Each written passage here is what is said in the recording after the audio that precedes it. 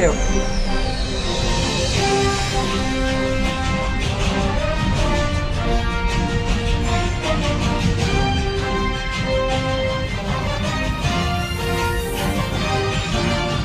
ਸਤਿ ਸ਼੍ਰੀ ਅਕਾਲ ਜੀ। ਪੰਜਾਬੀ ਰੇਡੀਓ ਤੇ ਪੰਜਾਬੀ ਟੀਵੀ USA ਵੇਖਣਾ ਤੇ ਸੁਣਨਾ ਤੁਸੀਂ ਸਾਰੇ ਸ਼ੁਰੂ ਕਰ ਚੁੱਕੇ ਹੋ। ਪ੍ਰੋਗਰਾਮ ਲੈ ਕੇ ਹਾਜ਼ਰ ਹਾਂ beyond the headlines with Mandeep Punia. ਇਸ ਪ੍ਰੋਗਰਾਮ ਦੇ ਵਿੱਚ ਜਿਵੇਂ ਤੁਸੀਂ ਜਾਣਦੇ ਹੋ ਕਿ ਮਨਦੀਪ ਪੁਨੀਆ ਜੀ ਦਾ ਸਾਥ ਹੁੰਦਾ ਹੈ ਤੇ ਦੇਸ਼ ਭਰ ਨਾਲ ਜੁੜੀਆਂ ਵੱਖ-ਵੱਖ ਖਬਰਾਂ ਹੁੰਦੀਆਂ ਨੇ। ਸੋ ਕਰਦੇ ਹਾਂ ਪੁਨੀਆ ਜੀ ਨੂੰ ਪ੍ਰੋਗਰਾਮ 'ਚ ਸ਼ਾਮਿਲ ਤੇ ਫਿਰ ਇੱਕ-ਇੱਕ ਕਰਕੇ ਸਾਰੀਆਂ ਖਬਰਾਂ ਤੇ ਪਾਵਾਂਗੇ ਚਾਨਣਾ। ਪੁਨੀਆ ਜੀ ਸਵਾਗਤ ਹੈ ਜੀ ਬਹੁਤ-ਬਹੁਤ ਪ੍ਰੋਗਰਾਮ ਦੇ ਵਿੱਚ। ਜੀ ਸ਼ੁਕਰੀਆ, ਸਤਿ ਸ਼੍ਰੀ ਅਕਾਲ। ਸਤਿ ਸ਼੍ਰੀ ਅਕਾਲ ਜੀ। ਲਓ ਜੀ ਪਾਉਂਦੇ ਆ ਫਿਰ ਖਬਰਾਂ ਦੇ ਵੱਲ ਝਾਤ ਤੇ ਸਭ ਤੋਂ ਪਹਿਲੀ ਖਬਰ ਜੁੜੀ ਹੋਈ ਹੈ ਭਾਰਤ ਦੇ PM ਨਰਿੰਦਰ ਮੋਦੀ ਹੋਣਾ ਦੇ ਨਾਲ। ਆਮ ਤੌਰ ਤੇ ਕਹਿੰਦੇ ਭਾਰਤੀ ਮੀਡੀਆ ਤੋਂ ਤਾਂ ਬਚਦੇ ਹੀ ਨਜ਼ਰ ਆਉਂਦੇ ਨੇ, ਖਾਸ ਤੌਰ ਤੇ ਉਹ ਜਿਹੜਾ ਬੇਬਾਕੀ ਦੇ ਨਾਲ ਸਵਾਲ ਪੁੱਛ ਲੈਂਦਾ, ਪਰ ਜਿਹੜੇ ਵਿਦੇਸ਼ੀ ਪੋਡਕਾਸਟਰ ਨੇ ਉਹ ਪਤਾ ਨਹੀਂ ਕਿੱਦਾਂ ਹੱਥ ਪਹੁੰਚਦਾ ਹੋ ਜਾਂਦਾ ਉਹਨਾਂ ਦੇ ਤੇ ਉਹਨਾਂ ਦੇ ਨਾਲ ਪੋਡਕਾਸਟ ਕਰ ਲੈਂਦੇ ਨੇ। ਮੋਦੀ ਸਾਹਿਬ ਦਾ 3 ਘੰਟੇ ਤੋਂ ਵੱਧ ਦਾ ਪੋਡਕਾਸਟ ਇੱਕ ਸਾਹਮਣੇ ਆਇਆ ਵਿਦੇਸ਼ੀ ਵਿਅਕਤੀ ਦੇ ਨਾਲ ਤੇ ਬਹੁਤ ਸਾਰੀਆਂ ਉਹਦੇ ਵਿੱਚ ਗੱਲਾਂ ਕੀਤੀਆਂ ਨੇ। ਖਾਸ ਤੌਰ ਤੇ ਮੈਂ ਤਾਂ ਸੁਣ ਰਿਹਾ ਸੀ ਕਿ ਉਹਦੇ ਵਿੱਚ ਉਹਨਾਂ ਨੇ ਗੋਧਰਾ ਕਾਂਡ ਜਿਹੜਾ ਗੁਜਰਾਤ ਦਾ ਸੀ ਉਹਦੇ ਬਾਰੇ ਵੀ ਗੱਲਬਾਤ ਕੀਤੀ ਹੈ। ਤੇ ਹੋਰ ਦੱਸਿਓ ਕੀ ਕੀ ਖਾਸ ਸੀ, ਇਸ ਹਾਈਲਾਈਟ ਕੀ ਸੀ ਇਸ ਪੋਡਕਾਸਟ ਦੇ? ਦੇਖੋ ਗੁਰਪ੍ਰੀਤ, ਇਹ 3 ਘੰਟੇ ਦਾ ਪੋਡਕਾਸਟ ਸੀਗਾ। ਮੈਂ ਵੀ ਇਹਨੂੰ ਬਹੁਤ ਫਾਸਟ ਫਾਰਵਰਡ ਕਰਕੇ ਸੁਣਿਆਗਾ, ਪਰ ਮੈਂ ਸੁਣਿਆ ਸਾਰਾ ਹੈਗਾ। ਸਾਰਾ ਜੀ 3 ਘੰਟੇ ਦਾ ਹੀ ਪੋਡਕਾਸਟ ਸੁਣਿਆ, ਪਰ ਮੈਂ ਤੇਜ਼ੀ ਨਾਲ ਸੁਣਿਆ ਕਿਉਂਕਿ ਆਪਾਂ ਪੱਤਰਕਾਰਾਂ ਕੋਲ ਟਾਈਮ ਦੀ ਘਾਟ ਹੁੰਦੀ ਹੈ। ਮੈਂ ਘਾਟ ਹੁੰਦੀ ਹੈ ਜੀ। ਡੂਢ 2 ਘੰਟੇ 'ਚ ਹੀ ਨਵੇੜਤਾ ਇਹ ਸਾਰਾ। ਤੇ ਦੇਖੋ ਇਹ ਜਿਹੜਾ ਪੋਡਕਾਸਟ ਦਿੱਤਾ ਗਿਆ ਹੈਗਾ ਇਹ ਲੈਕਸ ਫਰੀਡਮੈਨ ਨੂੰ ਦਿੱਤਾ ਗਿਆ ਹੈ। ਮੈਂ ਇਸ ਬੰਦੇ ਬਾਰੇ ਹੋਰ ਵੀ ਰਿਸਰਚ ਜਾਣਕਾਰੀ ਇਕੱਠੀ ਕੀਤੀ। ਇਹ ਇੱਕ ਹਿਸਾਬ ਨਾਲ ਇਹ ਵੀ ਗੋਦੀ ਮੀਡੀਆ ਹੀ ਹੈ, ਪਰ ਇੰਟਰਨੈਸ਼ਨਲ ਲੈਵਲ ਦਾ ਗੋਦੀ ਮੀਡੀਆ। ਹਾਲਾਂਕਿ ਇਹ ਬੰਦਾ ਆਪਣੇ ਆਪ ਨੂੰ ਮੀਡੀਆ ਕਲੇਮ ਨਹੀਂ ਕਰਦਾ, ਉਸ ਹਿਸਾਬ ਨਾਲ ਜਰਨਲਿਸਟ ਕਲੇਮ ਨਹੀਂ ਕਰਦਾ। ਤੇ ਇਹਨੇ ਨਰਿੰਦਰ ਮੋਦੀ ਦਾ ਪੋਡਕਾਸਟ ਸ਼ੁਰੂ ਕਰਨ ਤੋਂ ਪਹਿਲਾਂ ਵੀ ਇਹ ਇਮਾਨਦਾਰੀ ਦਿਖਾਈ ਦੇ ਕਿਹਾ ਕਿ ਮੈਂ ਤਾਂ ਭਗਤੀ ਭਾਵ ਤੋਂ ਇਹ ਪੋਡਕਾਸਟ ਸ਼ੁਰੂ ਕਰ ਰਿਹਾ ਹੈਗਾ, ਸਪਿਰਿਚੁਅਲ ਐਕਸਪੀਰੀਅੰਸ ਟਾਈਪ। ਕਿ ਇੱਕ ਹਿਸਾਬ ਨਾਲ ਮੋਦੀ ਨੂੰ ਉਹਨੇ ਉਸ ਅੰਗਰੇਜ਼ ਨੇ ਮੋਦੀ ਨੂੰ ਇੱਕ ਉਹ ਬਣਾਤਾ, ਆਪਾਂ ਕਹੀਏ ਕਿ ਸੰਤ ਮਹਾਤਮਾ ਬਣਾਤਾ, ਸੰਤ ਮਹਾਤਮਾ ਫਿਗਰ ਟਾਈਪ ਬਣਾਤਾ। ਤੇ ਫਿਰ ਪੋਡਕਾਸਟ ਦੀ ਸ਼ੁਰੂਆਤ ਕੀਤੀ। ਇਹ ਵੀ ਦੱਸਿਆ ਇਹਨੇ ਵਿਚਾਲੇ ਕਿ 48 ਆਵਰਸ ਤੋਂ ਉਹਨੇ ਵਰਤ ਰੱਖਿਆ ਹੋਇਆ ਹੈ। ਇਹ ਪੋਡਕਾਸਟ ਕਰਨ ਤੋਂ ਪਹਿਲਾਂ 48 ਆਵਰਸ ਤੋਂ ਲਗਾਤਾਰ ਫਾਸਟ ਤੇ ਹੈਗਾ। ਇਹ ਗੱਲ ਵੀ ਆਖੀ, ਮੈਨੂੰ ਬੜਾ ਅਜੀਬ ਲੱਗਿਆ। ਤੇ ਹੁਣ ਤਾਂ ਗੋਦੀ ਮੀਡੀਆ ਵਾਸਤੇ ਇੱਥੇ ਚੈਲੰਜ ਖੜਾ ਹੋ ਗਿਆ। ਜੇ ਉਹਨਾਂ ਨੂੰ ਕੱਲ ਨੂੰ ਇੰਟਰਵਿਊ ਕਰਨਾ ਪੈ ਗਿਆ ਨਰਿੰਦਰ ਮੋਦੀ ਦੇ, ਫਿਰ ਤਾਂ ਉਹਨਾਂ ਨੂੰ ਗੰਗਾ 'ਚ ਡੁਬਕੀ ਲਾ ਕੇ ਨਹਾ ਕੇ ਆਉਣਾ ਪਊਗਾ, ਮੰਦਿਰ 'ਚ ਸਹੀ ਗੱਲ ਪੂਜਾ ਹੈ। ਕਰਕੇ ਆਣੀ ਪਊਗੀ। ਤੇ ਆਪਣੀ ਚੱਪਲਾਂ ਉਹ ਤਾਂ ਫਿਰ ਚੱਪਲਾਂ ਤੇ ਉਹਨਾਂ ਨੂੰ ਪ੍ਰਧਾਨ ਮੰਤਰੀ ਆਵਾਸ ਤੋਂ ਬਾਹਰ ਹੀ ਲਾਣੀਆਂ ਪੈਣਗੀਆਂ, ਕਿਉਂਕਿ ਤੇ ਪ੍ਰੋਪਰ ਅਗਰਬੱਤੀ ਧੂਪ ਬੱਤੀ ਜਿਹੜਾ ਜਿੰਨਾ ਹੀ ਪੂਜਾ ਦਾ ਸਮਾਨ ਉਹ ਲੈ ਕੇ ਜਾਣਾ ਪਊਗਾ ਦੇਵਤੇ ਦਾ ਇੰਟਰਵਿਊ ਜੇ ਕਰਨਾ ਪਿਆ। ਹਾਲਾਂਕਿ ਜੀ ਜੀ ਨਰਿੰਦਰ ਮੋਦੀ ਨੇ, ਆਪਾਂ ਨੂੰ ਪਤਾ ਹੈ ਕਿ ਲੋਕ ਸਭਾ ਚੋਣਾਂ ਦੇ ਵਿੱਚ ਸਾਰੇ ਹੀ ਗੋਦੀ ਮੀਡੀਆ ਨੂੰ ਇੰਟਰਵਿਊ ਦਿੱਤੇ ਸੀਗੇ ਤੇ ਫਿਰ ਵੀ ਉਹਨਾਂ ਦੀ ਸੀਟਾਂ ਘਟੀਆਂ, ਕਿਉਂਕਿ ਲੋਕਾਂ ਨੂੰ ਇੱਕ ਹਿਸਾਬ ਨਾਲ ਫਰਕ ਪਤਾ ਅੱਜ ਕੱਲ ਲੱਗਦਾ ਹੈਗਾ ਕਿ ਕਿਹੜਾ ਇੰਟਰਵਿਊ ਪੇਡ ਹੈਗਾ ਤੇ ਕਿਹੜਾ ਵਧੀਆ ਇੰਟਰਵਿਊ ਤਾਂ ਇਹਨਾਂ ਨੇ ਆਖਰੀ ਮੈਨੂੰ ਤਾਂ ਲੱਗਦਾ ਕਿ ਜਿਹੜਾ ਆਖਰੀ ਇੰਟਰਵਿਊ ਸੀਗਾ ਉਹ ਕਰਨ ਥਾਪਰ ਹੋਰਾਂ ਵਾਲਾ ਹੀ ਸੀਗਾ, ਜਿਹਦੇ 'ਚ ਇਹਨਾਂ ਨੇ ਪਾਣੀ ਪੀ ਲਿਆ ਸੀ। ਉਸ ਤੋਂ ਬਾਅਦ ਤਾਂ ਨਰਿੰਦਰ ਮੋਦੀ ਨੇ ਕੋਈ ਵਧੀਆ ਇੰਟਰਵਿਊ ਦਿੱਤਾ ਨਹੀਂ, ਮਤਲਬ ਪੱਤਰਕਾਰਾਂ ਨੂੰ ਇੰਟਰਵਿਊ ਨਹੀਂ ਦਿੱਤਾ। ਉਸ ਤੋਂ ਬਾਅਦ ਤਾਂ ਕਦੇ ਫਿਲਮੀ ਕਲਾਕਾਰ ਫੜ ਲਿਆਉਂਦੇ ਨੇ, ਅਕਸ਼ੇ ਕੁਮਾਰ ਤੋਂ ਲੈ ਕੇ ਹੋਰ ਦੂਜੇ, ਤੇ ਕਦੇ ਆਮ ਕੈਸੇ ਖਾਤੇ ਹੈ, ਆਪ ਕੈਸੇ ਕੰਮ ਕਰ ਲੈਤੇ ਹੈ, ਐਸੇ ਏਦਾਂ ਦੇ ਸਵਾਲਾਂ ਦੇ ਵਿੱਚ ਹੀ ਇਹਨਾਂ ਨੇ ਆਪਣੇ ਇੰਟਰਵਿਊ ਨਵੇੜੇ ਹੈਗੇ ਆ। ਤੇ 3 ਘੰਟੇ ਦੀ ਜਿਹੜੀ ਗੱਲਬਾਤ ਹੈਗੀ ਆ ਪੋਡਕਾਸਟ ਦੀ, ਉਹ ਵੀ ਕਿਤੇ ਨਾ ਕਿਤੇ ਇਹ ਲਾ ਲਓ ਕਿ ਅੰਗਰੇਜ਼ੀ ਅਕਸ਼ੇ ਕੁਮਾਰ ਬੋਲ ਰਿਹਾ ਸੀ। ਜਿਹੜਾ ਲੈਕਸ ਫਰੀਡਮੈਨ ਸੀ ਉਹਨੂੰ ਅੰਗਰੇਜ਼ੀ ਅਕਸ਼ੇ ਕੁਮਾਰ ਕਹਿ ਲਓ। ਉਹ ਪਹਿਲਾਂ ਉਹਨੇ ਹਰੇਕ ਸਵਾਲ ਕਿਤੇ ਨਾ ਕਿਤੇ ਏਦਾਂ ਫਰੇਮ ਕੀਤਾ ਜੇ ਪਹਿਲਾਂ ਤੇ ਉਹਨੇ ਨਰਿੰਦਰ ਮੋਦੀ ਦੇ 1-2 ਲਾਈਨਾਂ 'ਚ ਹਰੇਕ ਸਵਾਲ ਤੋਂ ਪਹਿਲਾਂ ਉਹਨੇ ਨਰਿੰਦਰ ਮੋਦੀ ਦੀ ਬੁਰੀ ਜਿਹਨੂੰ ਆਪਾਂ ਕਹਿੰਦੇ ਨਾ ਕਿ ਮੱਲਮ ਲਾਣੀ ਗੱਲਾਂ ਤੇ, ਜੀ ਗੱਲਾਂ ਜੀ ਤੇ ਮੱਲਮ ਲਾਈ, ਤਾਰੀਫ ਕੀਤੀ, ਫਿਰ ਮਾੜਾ ਮੋਟਾ ਕੋਈ ਸਵਾਲ ਪੁੱਛਿਆਗਾ। ਇਹਦੇ 'ਚ ਹੂੰ ਤੁਸੀਂ ਸੋਚ ਰਹੇ ਹੋਵੋਗੇ ਕਿ ਏਦਾਂ ਦੇ ਸਵਾਲ ਪੁੱਛੇ ਕਿ ਨਹੀਂ ਪੁੱਛੇ। ਮਣੀਪੁਰ ਬਾਰੇ ਨਹੀਂ ਪੁੱਛਿਆ ਉਹਨੇ ਸਵਾਲ। ਜੀ ਤੁਸੀਂ ਸੋਚ ਰਹੇ ਹੋਵੋਗੇ ਕਿ ਅਮਰੀਕਾ ਨਾਲ ਇੰਡੀਆ ਦਾ ਜੋ ਰਿਸ਼ਤਾ ਚੱਲ ਰਿਹਾ ਉਹਦੇ ਤੇ ਕੋਈ ਤਿੱਖਾ ਸਵਾਲ ਪੁੱਛਿਆ ਗਿਆ ਹੋਵੇ, ਨਹੀਂ ਪੁੱਛਿਆ ਗਿਆ। ਕੋਈ ਕਮਿਊਨਲਾਈਜੇਸ਼ਨ ਤੇ ਕੋਈ ਤਿੱਖਾ ਸਵਾਲ ਪੁੱਛਿਆ ਗਿਆ ਹੋਵੇ, ਨਹੀਂ ਪੁੱਛਿਆ ਗਿਆ। ਤੇ ਯਾਨੀ ਕਿ ਜਿਹੜੇ ਵੱਡੇ ਸਵਾਲ ਮਾਈਨੋਰਟੀਜ਼ ਦੇ ਨਾਲ ਇੰਡੀਆ 'ਚ ਕੀ ਹੋ ਰਿਹਾ, ਕੀ ਵਾਪਰ ਰਿਹਾ, ਉਹਦੇ ਤੇ ਕੋਈ ਤਿੱਖਾ ਸਵਾਲ ਪੁੱਛਿਆ ਗਿਆ ਹੋਵੇ, ਨਹੀਂ ਪੁੱਛਿਆ ਗਿਆ। ਯਾਨੀ ਕਿ ਜਿਹੜੇ ਮੇਨ ਬਰਨਿੰਗ ਇਸ਼ੂਜ਼ ਥੇ ਸੀਗੇ, ਉਹਨਾਂ ਤੇ ਤਾਂ ਕੋਈ ਸਵਾਲ ਪੁੱਛਿਆ ਹੀ ਨਹੀਂ ਗਿਆ। ਇੰਡੀਆ ਦੀ ਇਕੋਨਮੀ, ਅਨਐਮਪਲੋਇਮੈਂਟ, ਹੁਣ ਇੱਥੇ ਜੋ ਕੁਝ ਚੱਲ ਰਿਹਾ ਹੈ ਉਹਦੇ ਬਾਰੇ, ਸਟਾਕ ਮਾਰਕੀਟ ਜਿੰਨੀ ਟੁੱਟ ਰਹੀ ਹੈ, ਲੋਕਾਂ ਦੇ ਲੱਖਾਂ ਰੁਪਏ ਡੁੱਬ ਰਹੇ ਨੇ ਸਟਾਕ ਮਾਰਕੀਟ 'ਚ, ਉਹਦੇ ਬਾਰੇ ਕੋਈ ਸਵਾਲ ਨਹੀਂ ਪੁੱਛਿਆ ਗਿਆ। ਯਾਨੀ ਕਿ ਜਿੰਨੇ ਵੀ ਬਰਨਿੰਗ ਇਸ਼ੂਜ਼ ਨੇ, ਕੋਈ ਸਵਾਲ ਨਹੀਂ ਪੁੱਛਿਆ ਗਿਆ। ਤੇ ਇੱਕ ਹਿਸਾਬ ਜੀ ਨਾਲ ਜੀ ਤੁਸੀਂ ਕਹਿ ਸਕਦੇ ਹੋ ਕਿ ਗੋਦੀ, ਇੰਟਰਨੈਸ਼ਨਲ ਗੋਦੀ ਐਂਕਰ ਉਹਨਾਂ ਦੇ ਸਾਹਮਣੇ ਬੈਠਾ ਸੀ। ਉਹ ਆਪਣੇ ਆਪ ਨੂੰ ਅਮਰੀਕਨ AI ਰਿਸਰਚਰ ਦੱਸਦਾਗਾ। ਆਪਾਂ ਨੂੰ ਪਤਾ ਕਿ ਕੰਪਿਊਟਰ ਇੰਜੀਨੀਅਰ ਦੀ ਇਹਦੀ ਪੜ੍ਹਾਈ ਰਹੀ ਹੈ ਫਰੀਡਮੈਨ ਦੀ। ਤੇ ਇਹਦੇ ਮੈਂ ਪੋਡਕਾਸਟ, ਇਹਦੇ ਚੈਨਲ ਤੇ ਪੋਡਕਾਸਟ ਵਗੈਰਾ ਦੇਖ ਰਿਹਾ ਸੀ, ਤੇ ਇਹਨੇ ਸਾਰੇ ਏਦਾਂ ਦੇ ਬੰਦਿਆਂ ਦੇ ਪੋਡਕਾਸਟ ਕੀਤੇ ਹੋਏ ਸੀ ਜਿਹੜੇ ਕਿ ਕਿਤੇ ਨਾ ਕਿਤੇ ਜਿਹਨੂੰ ਆਪਾਂ ਕਹੀਏ ਟਰੰਪ ਦੀ ਰਾਜਨੀਤੀ ਨਾਲ ਅਲਾਈਨ ਕਰਦੇ ਨੇ। ਤੇ ਫਿਰ ਅਗਲਾ ਸਵਾਲ ਤਾਂ ਇਹ ਬਣਦਾਗਾ ਕਿ ਨਰਿੰਦਰ ਮੋਦੀ ਨੇ ਫਿਰ ਇਹਦੇ ਨਾਲ ਪੋਡਕਾਸਟ ਕਿਉਂ ਕੀਤਾ? ਕੀ ਨਰਿੰਦਰ ਮੋਦੀ ਵੀ ਟਰੰਪ ਨਾਲ ਅਲਾਈਨ ਕਰਨ ਨੂੰ ਫਿਰ ਰਿਹਾ, ਟਰੰਪ ਦਾ ਚਮਚਾ ਬਣਨ ਦੀ ਕੋਸ਼ਿਸ਼ ਕਰ ਰਿਹਾ ਹੈਗਾ? ਉਹਦੇ 'ਚ ਇੱਕ ਮੌਕਾ ਵੀ ਆਇਆ ਜਿਹਦੇ 'ਚ ਨਰਿੰਦਰ ਮੋਦੀ ਨੇ ਦੱਸਿਆ ਵੀ ਕਿ ਕਿਵੇਂ ਡੋਨਾਲਡ ਟਰੰਪ ਪ੍ਰੋਟੋਕੋਲ ਤੋੜ ਕੇ ਉਹਦੇ ਨਾਲ ਵੱਗੇ ਸੀਗੇ, ਤੇ ਕਿਹਾ ਕਿ ਮੇਰੇ ਤੇ ਬਹੁਤ ਅਟੁੱਟ ਭਰੋਸਾ ਹੈ ਡੋਨਾਲਡ ਟਰੰਪ ਨੂੰ। ਏਦਾਂ ਦੀਆਂ ਗੱਲਾਂ ਵੀ ਹੋਈਆਂ, ਜਦਕਿ ਆਪਾਂ ਨੂੰ ਪਤਾ ਕਿ ਡੋਨਾਲਡ ਟਰੰਪ ਨੇ ਇਸ ਵਾਰ ਜਦੋਂ ਨਰਿੰਦਰ ਮੋਦੀ ਉੱਥੇ ਗਏ, ਟਕਾ ਕੇ ਜੀ ਬੇਇੱਜ਼ਤੀ ਕੀਤੀ, ਮੂੰਹ ਤੇ ਟੈਰਿਫ ਵਾਲਾ ਮਾਮਲਾ ਚੱਕਿਆ ਕਿ ਜੀ ਅਸੀਂ ਜੀ ਟੈਰਿਫ ਲਾਵਾਂਗੇ ਭਾਈ ਇਹਨਾਂ ਤੇ ਫਿਰ ਦੇਖਿਓ ਜੀ, ਉਹਨਾਂ ਸਾਰੀਆਂ ਚੀਜ਼ਾਂ ਤੇ, ਉਹਨਾਂ ਕੰਪਲੈਕਸਿਟੀਜ਼ ਤੇ ਤਾਂ ਕਿਸੇ ਤੇ ਵੀ ਨਹੀਂ ਗੱਲ ਕੀਤੀ। ਉਹੀ ਜਰਨਲ ਜੀਆਂ ਗੱਲਾਂ ਵੀ ਬੋਲੀ ਗਿਆ ਨਰਿੰਦਰ ਮੋਦੀ, ਜਿਵੇਂ ਦੇਖੋ ਜੀ ਦੁਨੀਆ ਇੱਕ ਦੂਜੇ ਤੇ ਡਿਪੈਂਡੈਂਟ ਹੈ। ਭਾਈ ਇਹ ਤਾਂ ਮਤਲਬ ਗਲੋਬਲਾਈਜੇਸ਼ਨ ਤੋਂ ਪਹਿਲਾਂ ਵੀ ਇੱਕ ਦੂਜੇ ਤੇ ਡਿਪੈਂਡੈਂਟ ਸੀ। ਕਿ ਐਂਸ਼ੀਅੰਟ ਟਾਈਮ 'ਚ ਦੁਨੀਆ ਭਰ 'ਚ ਟ੍ਰੇਡ ਨਹੀਂ ਹੋ ਰਿਹਾ ਸੀ? ਲੋਕ ਮਸਾਲੇ ਭਾਰਤ ਤੋਂ ਲੈ ਕੇ ਜਾ ਰਹੇ ਸੀਗੇ, ਭਾਰਤ ਵਾਲੇ ਹੋਰ ਦੂਜੀਆਂ ਚੀਜ਼ਾਂ ਦੂਜੇ ਮੁਲਕਾਂ ਤੋਂ ਲੈ ਕੇ ਆ ਰਹੇ ਸੀਗੇ। ਇਹ ਤਾਂ ਪਹਿਲਾਂ ਵੀ ਇੱਕ ਦੂਜੇ ਤੇ ਡਿਪੈਂਡੈਂਟ ਸੀ। ਕੀ ਨਵੀਂ ਗੱਲ ਸੀ? ਮਤਲਬ ਤੁਸੀਂ ਐਂ ਜਰਨਲ ਜੀਆਂ ਗੱਲਾਂ ਬੋਲ ਕੇ ਆਪਣੇ ਆਪ ਨੂੰ ਸਾਧੂ ਬਣਾਉਣ ਦੀ ਕੋਸ਼ਿਸ਼ ਕਰ ਰਹੇ ਸੀ। ਤੇ ਮੈਂ ਤਾਂ ਮਤਲਬ ਇਹ ਗੋਰੇ ਦੀ ਉਹ ਮੰਨਦਾ ਕਿ ਇਹਨੇ ਜਿੰਨੀ ਚਮਚਾਗਿਰੀ ਕੀਤੀ ਨਰਿੰਦਰ ਮੋਦੀ ਦੀ, ਜਿਵੇਂ ਨਰਿੰਦਰ ਮੋਦੀ ਟਰੰਪ ਦੀ ਚਮਚਾਗਿਰੀ ਕਰਕੇ ਆਏ, ਗੋਰਾ ਇੱਥੇ ਨਰਿੰਦਰ ਮੋਦੀ ਦੀ ਚਮਚਾਗਿਰੀ ਕਰਨ ਆਇਆ ਹੋਇਆ ਸੀ। ਇਹਨੇ ਤਾਂ ਮਤਲਬ ਪਤੰਦਰ ਨੇ ਮਹਾਤਮਾ ਗਾਂਧੀ ਤੋਂ ਬਾਅਦ ਵੱਡਾ ਫਿਗਰ ਬਣਾ ਕੇ ਪੇਸ਼ ਕਰਤਾ ਨਰਿੰਦਰ ਜੀ ਮੋਦੀ ਨੂੰ। ਮਤਲਬ ਉਸ ਤੋਂ ਬਾਅਦ ਦੇ ਜਵਾਹਰ ਲਾਲ ਨਹਿਰੂ ਤੋਂ ਲੈ ਕੇ ਹੋਰ ਜਿੰਨੇ ਇਸ ਮੁਲਕ ਦੇ ਪ੍ਰਧਾਨ ਮੰਤਰੀ ਰਹੇ ਹੋਣਗੇ, ਸਾਰਿਆਂ ਨੇ ਨਕਾਰਤਾ। ਜੀ ਮਤਲਬ ਮਹਾਤਮਾ ਗਾਂਧੀ ਤੋਂ ਵੱਡਾ ਵਰਗਾ ਫਿਗਰ ਬਣਾਉਣ ਦੀ ਕੋਸ਼ਿਸ਼ ਕੀਤੀ, ਤੇ ਇਹਦੀ ਚਾਹਤ ਵੀ ਹੈ। ਹੁਣ ਆਪਾਂ ਗੱਲ ਕਰ ਲੈਂਦੇ ਆ, ਮਤਲਬ ਇਹ ਤਾਂ ਮੋਟਾ ਮੈਂ ਜਿੰਨਾ ਕੁ ਮੈਂ ਇਹਦਾ ਆਪਾਂ ਸਾਰ ਦੱਸ ਸਕਦੇ ਸੀਗੇ 3 ਘੰਟੇ ਦੇ ਇੰਟਰਵਿਊ ਦਾ 3 ਮਿੰਟ 'ਚ ਜਿੰਨਾ ਸਾਰ ਦੱਸ ਸਕਦੇ ਸੀ ਕਿ ਉਹਨਾਂ ਮੈਂ ਸਾਰ ਦੱਸਿਆਗਾ। ਪਰ ਇਹਦੇ 'ਚ ਜੇ ਮੈਂ ਕਮੈਂਟ ਕਰਨਾ ਹੋਵੇ ਤੇ ਮੈਂ ਇਹ ਕਹਾਂਗਾ ਕਿ ਹੁਣ ਨਰਿੰਦਰ ਮੋਦੀ ਨੂੰ ਅੰਗਰੇਜ਼ੀ 'ਚ ਪੋਡਕਾਸਟ ਕਰਨ ਦੀ ਕੀ ਲੋੜ ਪੈ ਰਹੀ ਹੈ? ਅੰਗਰੇਜ਼ੀ ਦਾ ਕਹਿਣ ਦਾ ਭਾਵ ਹੈ ਕਿ ਵੈਸਟਰਨ ਲੋਕਾਂ ਨਾਲ ਪੋਡਕਾਸਟ ਕਰਕੇ ਆਪਣੀ ਗੱਲ ਰੱਖਣ ਦੀ ਕੀ ਲੋੜ ਪੈ ਰਹੀ ਹੈ? ਕੀ ਲੋੜ ਦੇਖੋ ਪੈ ਰਹੀ ਜੀ? ਨਰਿੰਦਰ ਮੋਦੀ ਕਿਤੇ ਨਾ ਕਿਤੇ ਆਪਣੇ ਆਪ ਨੂੰ ਗਲੋਬਲ ਫਿਗਰ ਪ੍ਰੈਜ਼ੈਂਟ ਕਰਨਾ ਚਾਹੁੰਦਾ ਹੈਗਾ। ਉਹ ਜਿਹੜੇ ਕੰਸੀਡਰ ਹੀ ਇਹ ਕਰਦੇ ਨੇ, ਉਹ ਕੰਸੀਡਰ ਹੀ ਇਹ ਕਰਦੇ ਨੇ ਕਿ ਉਹ ਗਲੋਬਲ ਲੀਡਰ ਨੇ। ਜਦੋਂ ਆਪਾਂ ਖਬਰਾਂ ਵੀ ਦੇਖਦੇ ਆ ਕਿ ਵਿਸ਼ਵ ਹਾਂ ਗੁਰੂ, ਹਾਂ ਵਿਸ਼ਵ ਲੀਡਰ, ਕਿ ਅਸੀਂ ਵਾਰ ਰੁਕਵਾਦੀ ਪਾਪਾ ਵਾਲਾ ਜਿਹੜਾ ਇਹਨਾਂ ਦਾ ਹਾਂ ਕੀਤਾ ਗਿਆ ਸੀ ਇੱਕ ਤਰ੍ਹਾਂ ਦਾ ਕੈਂਪੇਨ, ਉਹ ਸਾਰਾ ਇਹ ਚੀਜ਼ ਨੂੰ ਪ੍ਰੈਜ਼ੈਂਟ ਕਰਦਾ ਸੀ ਕਿ ਮੈਂ ਇੱਕ ਵਿਸ਼ਵ ਗੁਰੂ ਦੇਸ਼ ਦਾ ਵਿਸ਼ਵ ਪੱਧਰੀ ਲੀਡਰ ਆ। ਇਹ ਪ੍ਰੈਜ਼ੈਂਟ ਹਾਂ ਕਰਦੇ ਨੇ ਆਪੋ ਆਪਣੇ।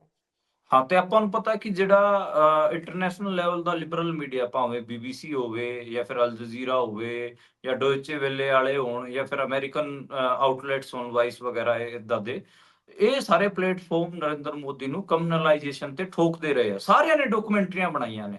BBC ਵਾਲੀ ਤਾਂ ਇਹਨੇ ਨਰਿੰਦਰ ਮੋਦੀ ਨੂੰ ਬੈਨ ਹੀ ਬੈਨ ਵੀ ਕਰਾਤੀ ਕਰਨੀ ਸੀ। ਪੈ ਗਈ ਸੀ। ਹਾਂ, ਜੀ ਜੀ ਤਾਂ ਸਾਰਾ ਇੰਟਰਨੈਸ਼ਨਲ ਲਿਬਰਲ ਮੀਡੀਆ ਇਹਨੂੰ ਠੋਕਦਾ ਰਿਹਾ ਕਮਿਊਨਲਾਈਜੇਸ਼ਨ ਵਾਲੇ ਮੁੱਦੇ ਤੇ। ਫਿਰ ਇਹਨੇ ਹਿਸਾਬ ਲਾ ਲਿਆ ਕਿ ਇੰਟਰਨੈਸ਼ਨਲ ਮੀਡੀਆ 'ਚ ਗੋਦੀ ਮੀਡੀਆ ਕਿਹੜਾ ਗਾ। ਗੋਦੀ ਮੀਡੀਆ ਨਾ ਮਿਲਿਆ, ਭਾਵੇਂ ਨਾ ਮਿਲਿਆ ਹੋਵੇ ਇਹਨੂੰ, ਪਰ ਕਿਤੇ ਨਾ ਕਿਤੇ ਬੰਦਾ ਲੱਭ ਲਿਆ ਪੋਡਕਾਸਟ ਵਾਲਾ, ਤੇ ਉਹਦੇ ਜੀ ਰਾਹੀਂ ਜੀ ਜਿਹਦੀ ਇੱਕ ਮਤਲਬ ਪੂਰੀ ਲੈਗੇਸੀ ਰਹੀ ਹੈ ਟਰੰਪ ਦੀ ਜਿਹੜੀ ਰਾਜਨੀਤੀ ਉਹਨੂੰ ਸਪੋਰਟ ਕਰਨ ਵਾਲੇ ਬੰਦਿਆਂ ਦੀ ਇੰਟਰਵਿਊਆਂ, ਪੋਡਕਾਸਟ ਵਗੈਰਾ ਕਰਨ ਦੀ। ਤੇ ਬੰਦਾ ਵੀ ਆਪਾਂ ਨੂੰ ਪਤਾ ਟਰੰਪ ਵਾਲੀ ਪੋਲਿਟਿਕਸ ਦਾ ਹੀ ਹੈ। ਤੇ ਇਸੇ ਕਰਕੇ ਇਹਨੇ ਕਿਤੇ ਨਾ ਕਿਤੇ ਨਰਿੰਦਰ ਮੋਦੀ ਨੇ ਇਸ ਬੰਦੇ ਨੂੰ ਚੁਣਿਆ, ਤੇ ਬੰਦੇ ਨੇ ਵੀ ਮਤਲਬ ਵੱਟੀ ਕੱਢਦੇ ਤੇ ਜਮਾ ਨਰਿੰਦਰ ਮੋਦੀ ਨੂੰ ਭਗਵਾਨ ਬਣਾ ਕੇ ਗਿਆ ਗਾ ਅੰਗਰੇਜ਼ੀ 'ਚ। ਹਾਲਾਂਕਿ ਜਿਹੜੇ ਗੋਰੇ ਹੈਗੇ ਆ, ਵੈਸਟ ਹੈਗਾ, ਉਹ ਪੋਲੀਟੀਕਲੀ ਸ਼ਾਰਪ ਹੈਗਾ, ਉਹ ਇਹਦੇ ਇੰਟਰਵਿਊ ਵੇਖ ਕੇ ਹੱਸੂਗਾ ਵੀ ਬਹੁਤ। ਦੇਖੋ ਕਿੰਨਾ ਕਮਲਾ ਬੰਦਾ ਹੈਗਾ, ਆਪਣੇ ਆਪ ਨੂੰ ਖੁਦ ਹੀ ਆਪਣੇ ਮੂੰਹ ਮਾਨ ਦਿਖਾਈ ਜਾਂਦਾ ਹੈਗਾ। ਇਹ ਗੱਲ ਵੀ ਹੋਊਗੀ। ਖੈਰ ਚਲੋ, ਇਹ ਤਾਂ ਮੇਰਾ ਤਾਂ ਇਹੀ ਕਹਿਣਾ ਸੀਗਾ ਕਿ ਇਹ ਜਿਹੜੀ ਚਾਹਤ ਹੈ ਕਿ ਇੰਟਰਨੈਸ਼ਨਲ ਲਿਬਰਲ ਮੀਡੀਆ ਦੇ ਵਿੱਚ ਆਪਣੇ ਆਪ ਨੂੰ ਵੱਡਾ ਦਿਖਾਉਣ ਦੀ, ਨਰਿੰਦਰ ਮੋਦੀ ਦੀ, ਜਵਾਹਰ ਲਾਲ ਨਹਿਰੂ ਤੋਂ ਵੀ ਵੱਡਾ ਦਿਖਾਉਣ ਦੀ ਜਿਹੜੀ ਇਹਦੀ ਚਾਹਤ ਹੈ, ਉਹੀ ਇਹ ਸਾਰਾ ਕੁਝ ਕਰਾ ਰਹੀ ਹੈ। ਉਹ ਇਸੇ ਕਿਸਮ ਦੇ ਗੋਦੀ ਮੀਡੀਆ ਟਾਈਪ ਇੰਟਰਵਿਊ ਕਰਾ ਰਹੀ ਹੈ। ਜੀ, ਸੋ ਇੰਟਰਵਿਊ ਹੋ ਜਾਣਾ ਕੋਈ ਵੱਡੀ ਗੱਲ ਨਹੀਂ ਹੈ। ਇਸ ਨੂੰ ਜਿਸ ਤਰੀਕੇ ਦੇ ਨਾਲ ਗਲੋਰੀਫਾਈ ਕਰਕੇ ਹੁਣ ਸਾਰੇ ਚੈਨਲ ਦਿਖਾ ਰਹੇ ਸੀ, ਜਦੋਂ ਤੁਸੀਂ ਖਬਰ ਤੇ ਡਿਸਕਸ ਕਰ ਰਹੇ ਸੀ ਤਾਂ ਮੈਂ ਉਸੇ ਸਮੇਂ ਇਸ ਇੰਟਰਵਿਊ ਨੂੰ ਸਰਚ ਵੀ ਕਰ ਰਿਹਾ ਸੀ ਨਾਲੋਂ ਨਾਲ। ਜਦੋਂ ਸਰਚ ਕਰਦੇ ਆ ਤਾਂ ਬਹੁਤ ਵੱਡੇ ਪੱਧਰ ਤੇ ਮੀਡੀਆ ਦੇ ਇਸ ਸਮੇਂ ਇਸ ਤੇ ਲਾਈਵ ਚੱਲ ਰਹੇ ਨੇ, ਇਸ ਨੂੰ ਲਾਈਵ ਦਿਖਾਇਆ ਜਾ ਰਿਹਾ ਬਹੁਤ ਸਾਰੇ ਮੀਡੀਆ ਆਊਟਲੈਟਸ ਤੇ। ਉਹ ਵੀ ਆਊਟਲੈਟਸ ਜਿਹੜੇ ਕੁਝ ਸਾਲ ਪਹਿਲਾਂ ਤੱਕ ਬਿਲਕੁਲ ਨਿਰਪੱਖ ਨਜ਼ਰ ਆਉਂਦੇ ਸੀ, ਜਿਹੜੇ ਨਜ਼ਰ ਆਉਂਦੇ ਸੀ ਕਿ ਇਹ ਜਿਹੜੇ ਹੈਗੇ ਨੇ, ਜਿਹੜੇ ਕਿ ਸੱਤਾਧਾਰੀ ਧਿਰ ਦੇ ਖਿਲਾਫ ਪੇਸ਼ਕਾਰੀ ਕਰਦੇ ਨੇ, ਇਹਨਾਂ ਦੀ ਧੌਣ ਦੇ ਵਿੱਚ ਉਹ ਦਮ ਹਾਲੇ ਹੈ। ਸੋ ਅੱਗੇ ਚੱਲਦੇ ਹਾਂ ਜੀ। ਕਾਂਗਰਸ ਤੇ ਟੀਐਮਸੀ ਨੇ ਰਾਜ ਸਭਾ ਦੇ ਵਿੱਚੋਂ ਵਾਕਆਊਟ ਕੀਤਾ ਹੈ ਜੀ voter ID, duplicate voter ID ਨੂੰ ਚਰਚਾ ਨੂੰ ਲੈ ਕੇ। ਕੀ ਹੈ ਜੀ ਇਹ ਪੂਰਾ ਮਾਮਲਾ? ਦੇਖੋ, ਲੋਕ ਸਭਾ ਦੇ ਵਿੱਚ ਵੀ ਇਹ ਮੁੱਦਾ ਉੱਠਿਆ ਸੀਗਾ ਤੇ ਹੁਣ ਰਾਜ ਸਭਾ ਦੇ ਵਿੱਚ ਵੀ ਇਹ ਮਾਮਲਾ ਉੱਠਿਆਗਾ। ਤੇ ਰਾਜ ਸਭਾ ਦੇ ਵਿੱਚ ਜਿਹੜਾ ਤ੍ਰਿਣਮੂਲ ਕਾਂਗਰਸ, ਕਿਉਂਕਿ ਆਪਾਂ ਨੂੰ ਪਤਾ ਕਿ ਮਮਤਾ ਬੈਨਰਜੀ ਦੀ ਪਾਰਟੀ ਹੈ, ਤੇ ਮਮਤਾ ਬੈਨਰਜੀ ਨੇ ਕੁਝ ਦਿਨ ਪਹਿਲਾਂ ਇਹਨੂੰ ਚੱਕਿਆ ਹੋਇਆ ਸੀ ਕਿ ਇਹ ਫਰਜ਼ੀ ਵੋਟਾਂ ਇੱਥੇ ਬੰਗਾਲ 'ਚ ਵੀ ਬਣਾ ਰਹੇ ਆ, ਜਿਵੇਂ ਇਹਨਾਂ ਨੇ ਮਹਾਰਾਸ਼ਟਰ, ਹਰਿਆਣੇ ਦੇ ਵਿੱਚ ਕੀਤਾ। ਤੇ ਉਸ ਤੇ ਉਹਨਾਂ ਨੇ ਕਾਰਵਾਈ ਦੀ ਮੰਗ ਕੀਤੀ ਸੀ। ਤੇ ਕਾਂਗਰਸ ਵਾਲੇ ਵੀ ਮਹਾਰਾਸ਼ਟਰ ਦੇ ਵਿੱਚ ਜੋ ਕੁਝ ਹੋਇਆ, ਜੋ ਕੁਝ ਵਾਪਰਿਆਗਾ, ਉਹਦੇ ਨਾਲ ਸੰਤੁਸ਼ਟ ਨਹੀਂ ਹਨ। ਤੇ ਇਸੇ ਕਰਕੇ ਫਿਰ ਮੈਨੂੰ ਲੱਗਦਾ ਕਿ ਇਹ ਜਿਹੜਾ ਜੁਆਇੰਟਲੀ ਇਹਨਾਂ ਨੇ ਗੱਲ ਕਹੀ ਕਿ ਤੁਸੀਂ ਇਸ ਤੇ ਗੱਲ ਕਰੋ, ਪਰ ਇਹਨਾਂ ਨੇ ਗੱਲ ਕਰਨ ਦੀ ਉਹ ਗੱਲ ਸੁਣੀ ਨਹੀਂ ਗਈ। ਜਿਹੜੇ ਰਾਜ ਸਭਾ ਦੇ ਵਿੱਚ ਜਿਹੜੇ ਡਿਪਟੀ ਸਪੀਕਰ ਸਾਹਿਬ ਹੈਗੇ ਆ, ਹਰੀਵੰਸ਼ ਜੀ, ਉਹ ਬੈਠੇ ਹੋਏ ਸੀ। ਉਹਨਾਂ ਨੇ ਕਿਤੇ ਨਾ ਕਿਤੇ ਇਹਨਾਂ ਚੀਜ਼ਾਂ ਤੇ ਗੱਲਬਾਤ ਰੱਖਣ ਵਾਸਤੇ ਇਨਕਾਰ ਕਰਤਾ। ਉਹਨਾਂ ਨੇ ਕਿਹਾ ਕਿ ਮੈਂ ਇਹਨਾਂ ਚੀਜ਼ਾਂ ਤੇ ਡਿਸਕਸ਼ਨ ਨਹੀਂ ਕਰਾਉਣੀ। ਇਸੇ ਕਰਕੇ ਜਿਹੜਾ ਕਾਂਗਰਸ ਤੇ ਤ੍ਰਿਣਮੂਲ ਕਾਂਗਰਸ ਹੈ, ਇਹ ਬਾਹਰ ਨਿਕਲਿਆ। ਲੈਫਟ ਦੀਆਂ ਪਾਰਟੀਆਂ ਵਾਲੇ ਵੀ ਬਾਹਰ ਨਿਕਲੇ ਆਏ। ਲੋਕ ਸਭਾ ਦਾ ਵੀ ਸੈਸ਼ਨ ਚੱਲ ਰਿਹਾ, ਆਪਾਂ ਨੂੰ ਪਤਾ। ਲੋਕ ਸਭਾ ਦੇ ਵਿੱਚ ਮੋਟਾ ਜਿਹੜਾ ਚੱਲਿਆ, ਉਹ ਰੇਲਵੇ ਦੇ ਇਨਫਰਾਸਟ੍ਰਕਚਰ ਨੂੰ ਲੈ ਕੇ ਬਹੁਤ ਸਾਰੀ ਗੱਲਾਂ ਚੱਲੀਆਂ।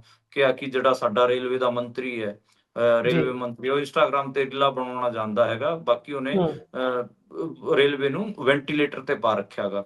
ਇਸ ਤੋਂ ਇਲਾਵਾ ਹੋਰ ਵੀ ਕਈ ਚੀਜ਼ਾਂ ਸੀਗੀਆਂ ਜਿਹਦੇ ਬਾਰੇ ਗੱਲ ਹੋਈ। ਪਰ ਅੱਜ ਜਿਹੜਾ ਡੁਪਲੀਕੇਟ ਵੋਟਰ ਆਈਡੀ ਵਾਲਾ ਮਾਮਲਾ ਹੈ, ਉਹ ਖਾਸਾ ਚਰਚਾ ਦਾ ਵਿਸ਼ਾ ਰਿਹਾ।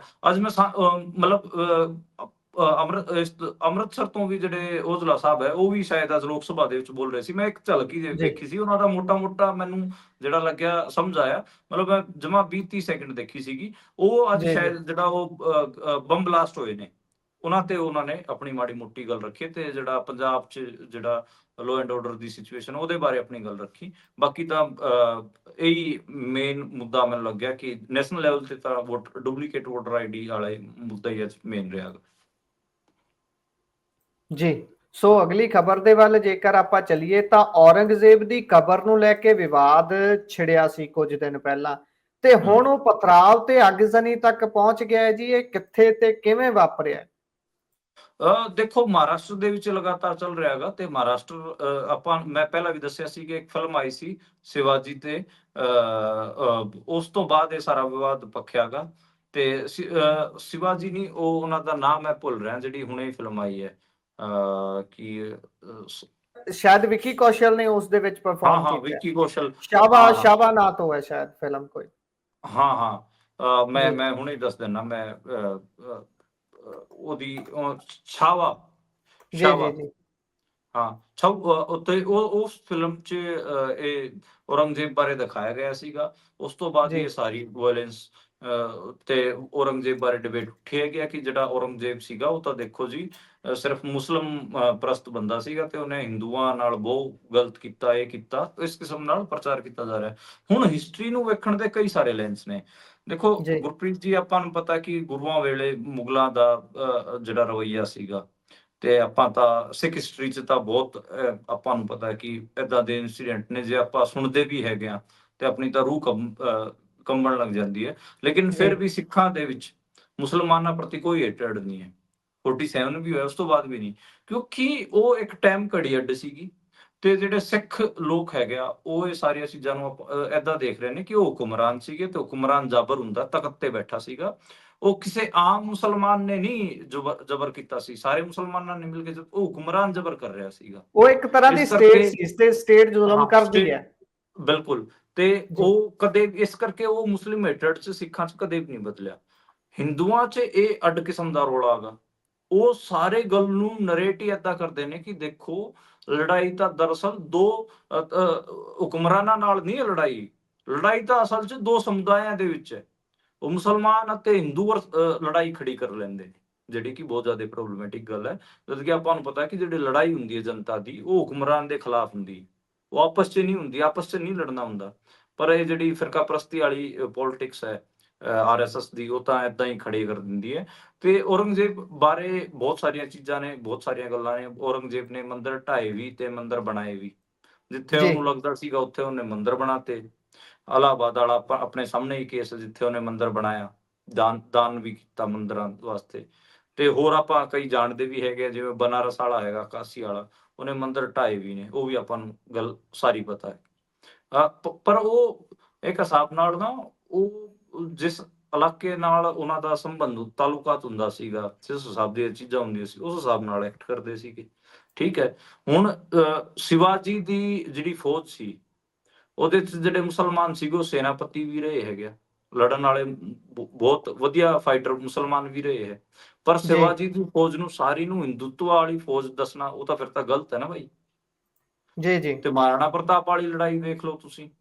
ਹੋਰ ਮੈਂ 10 ਏਦਾਂ ਦੀਆਂ ਚੀਜ਼ਾਂ ਗਿਣਾ ਦਾਂਗਾ ਜਿੱਥੇ ਕੋਈ ਕਮਿਊਨਲ ਐਂਗਲ ਨਹੀਂ ਸੀ, ਕਿ ਉਹ ਮੁਸਲਮਾਨ ਅਤੇ ਹਿੰਦੂ ਦੀ ਲੜਾਈ ਨਹੀਂ ਸੀਗੀ, ਪਰ ਉਹਨੂੰ ਅੱਜ ਜਾਣ ਕੇ ਬਣਾਇਆ ਜਾ ਰਿਹਾ ਹੈਗਾ।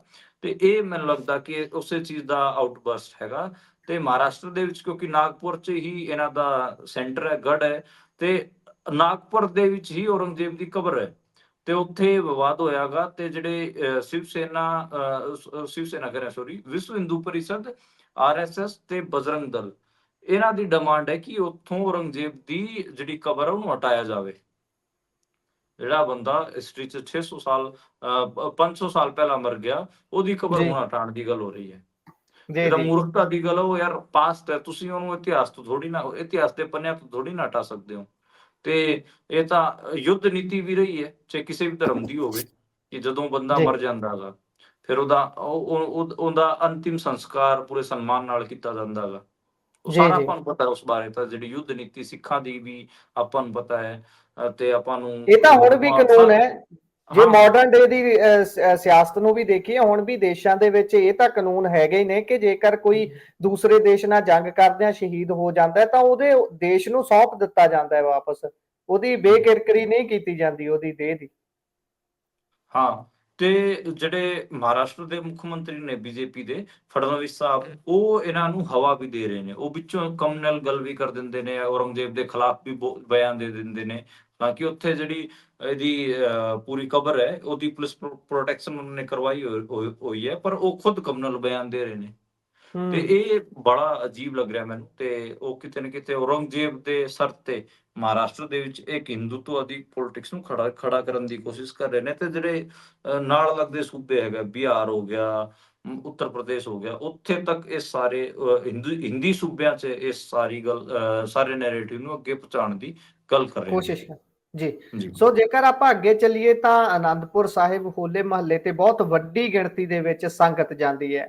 ਤੇ ਜਦੋਂ ਤੋਂ ਮੈਂ ਦੇਖ ਰਿਹਾ ਤਕਰੀਬਨ ਹਰ ਸਾਲ ਇਹ ਖਬਰ ਜ਼ਰੂਰ ਸਾਹਮਣੇ ਆਉਂਦੀ ਹੈ ਕਿ ਉੱਥੇ ਕੇਸਰੀ ਝੰਡੇ ਲੱਗੇ ਹੋਏ ਜਾਂ ਸੰਤ ਜਰਨੈਲ ਸਿੰਘ ਭਿੰਡਰਾਂ ਵਾਲਿਆਂ ਦੀਆਂ ਤਸਵੀਰਾਂ ਲੱਗੀਆਂ ਹੋਈਆਂ ਗੱਡੀਆਂ ਤੋਂ ਉਤਾਰਨ ਨੂੰ ਕਿਹਾ ਜਾਂਦਾ ਹੈ, ਜਾਂ ਫਿਰ ਮੋਟਰਸਾਈਕਲਾਂ ਤੇ ਜੇਕਰ ਝੰਡੇ ਨੌਜਵਾਨਾਂ ਨੇ ਲਗਾਏ ਨੇ ਸੰਤ ਜਰਨੈਲ ਸਿੰਘ ਭਿੰਡਰਾਂ ਵਾਲਿਆਂ ਦੇ, ਉਹ ਉਤਾਰਨ ਨੂੰ ਕਿਹਾ ਜਾਂਦਾ ਹੈ। ਇਹੋ ਜਿਹਾ ਹੀ ਮਾਮਲਾ ਹੈ ਕਿ ਫੇਰ ਸਾਹਮਣੇ ਆਇਆ, ਵੀਡੀਓ ਬਹੁਤ ਤੇਜ਼ੀ ਨਾਲ ਵਾਇਰਲ ਵੀ ਹੋਈਆਂ। ਉਸ ਤੋਂ ਬਾਅਦ ਜਥੇਦਾਰ ਸ਼੍ਰੀ ਅਕਾਲ ਤਖਤ ਸਾਹਿਬ ਗਿਆਨੀ ਕੁਲਦੀਪ ਸਿੰਘ ਗੜਗੱਜ ਹੁਣਾਂ ਦਾ ਵੀ ਇਸ ਤੇ ਬਿਆਨ ਆਇਆ ਹੈ।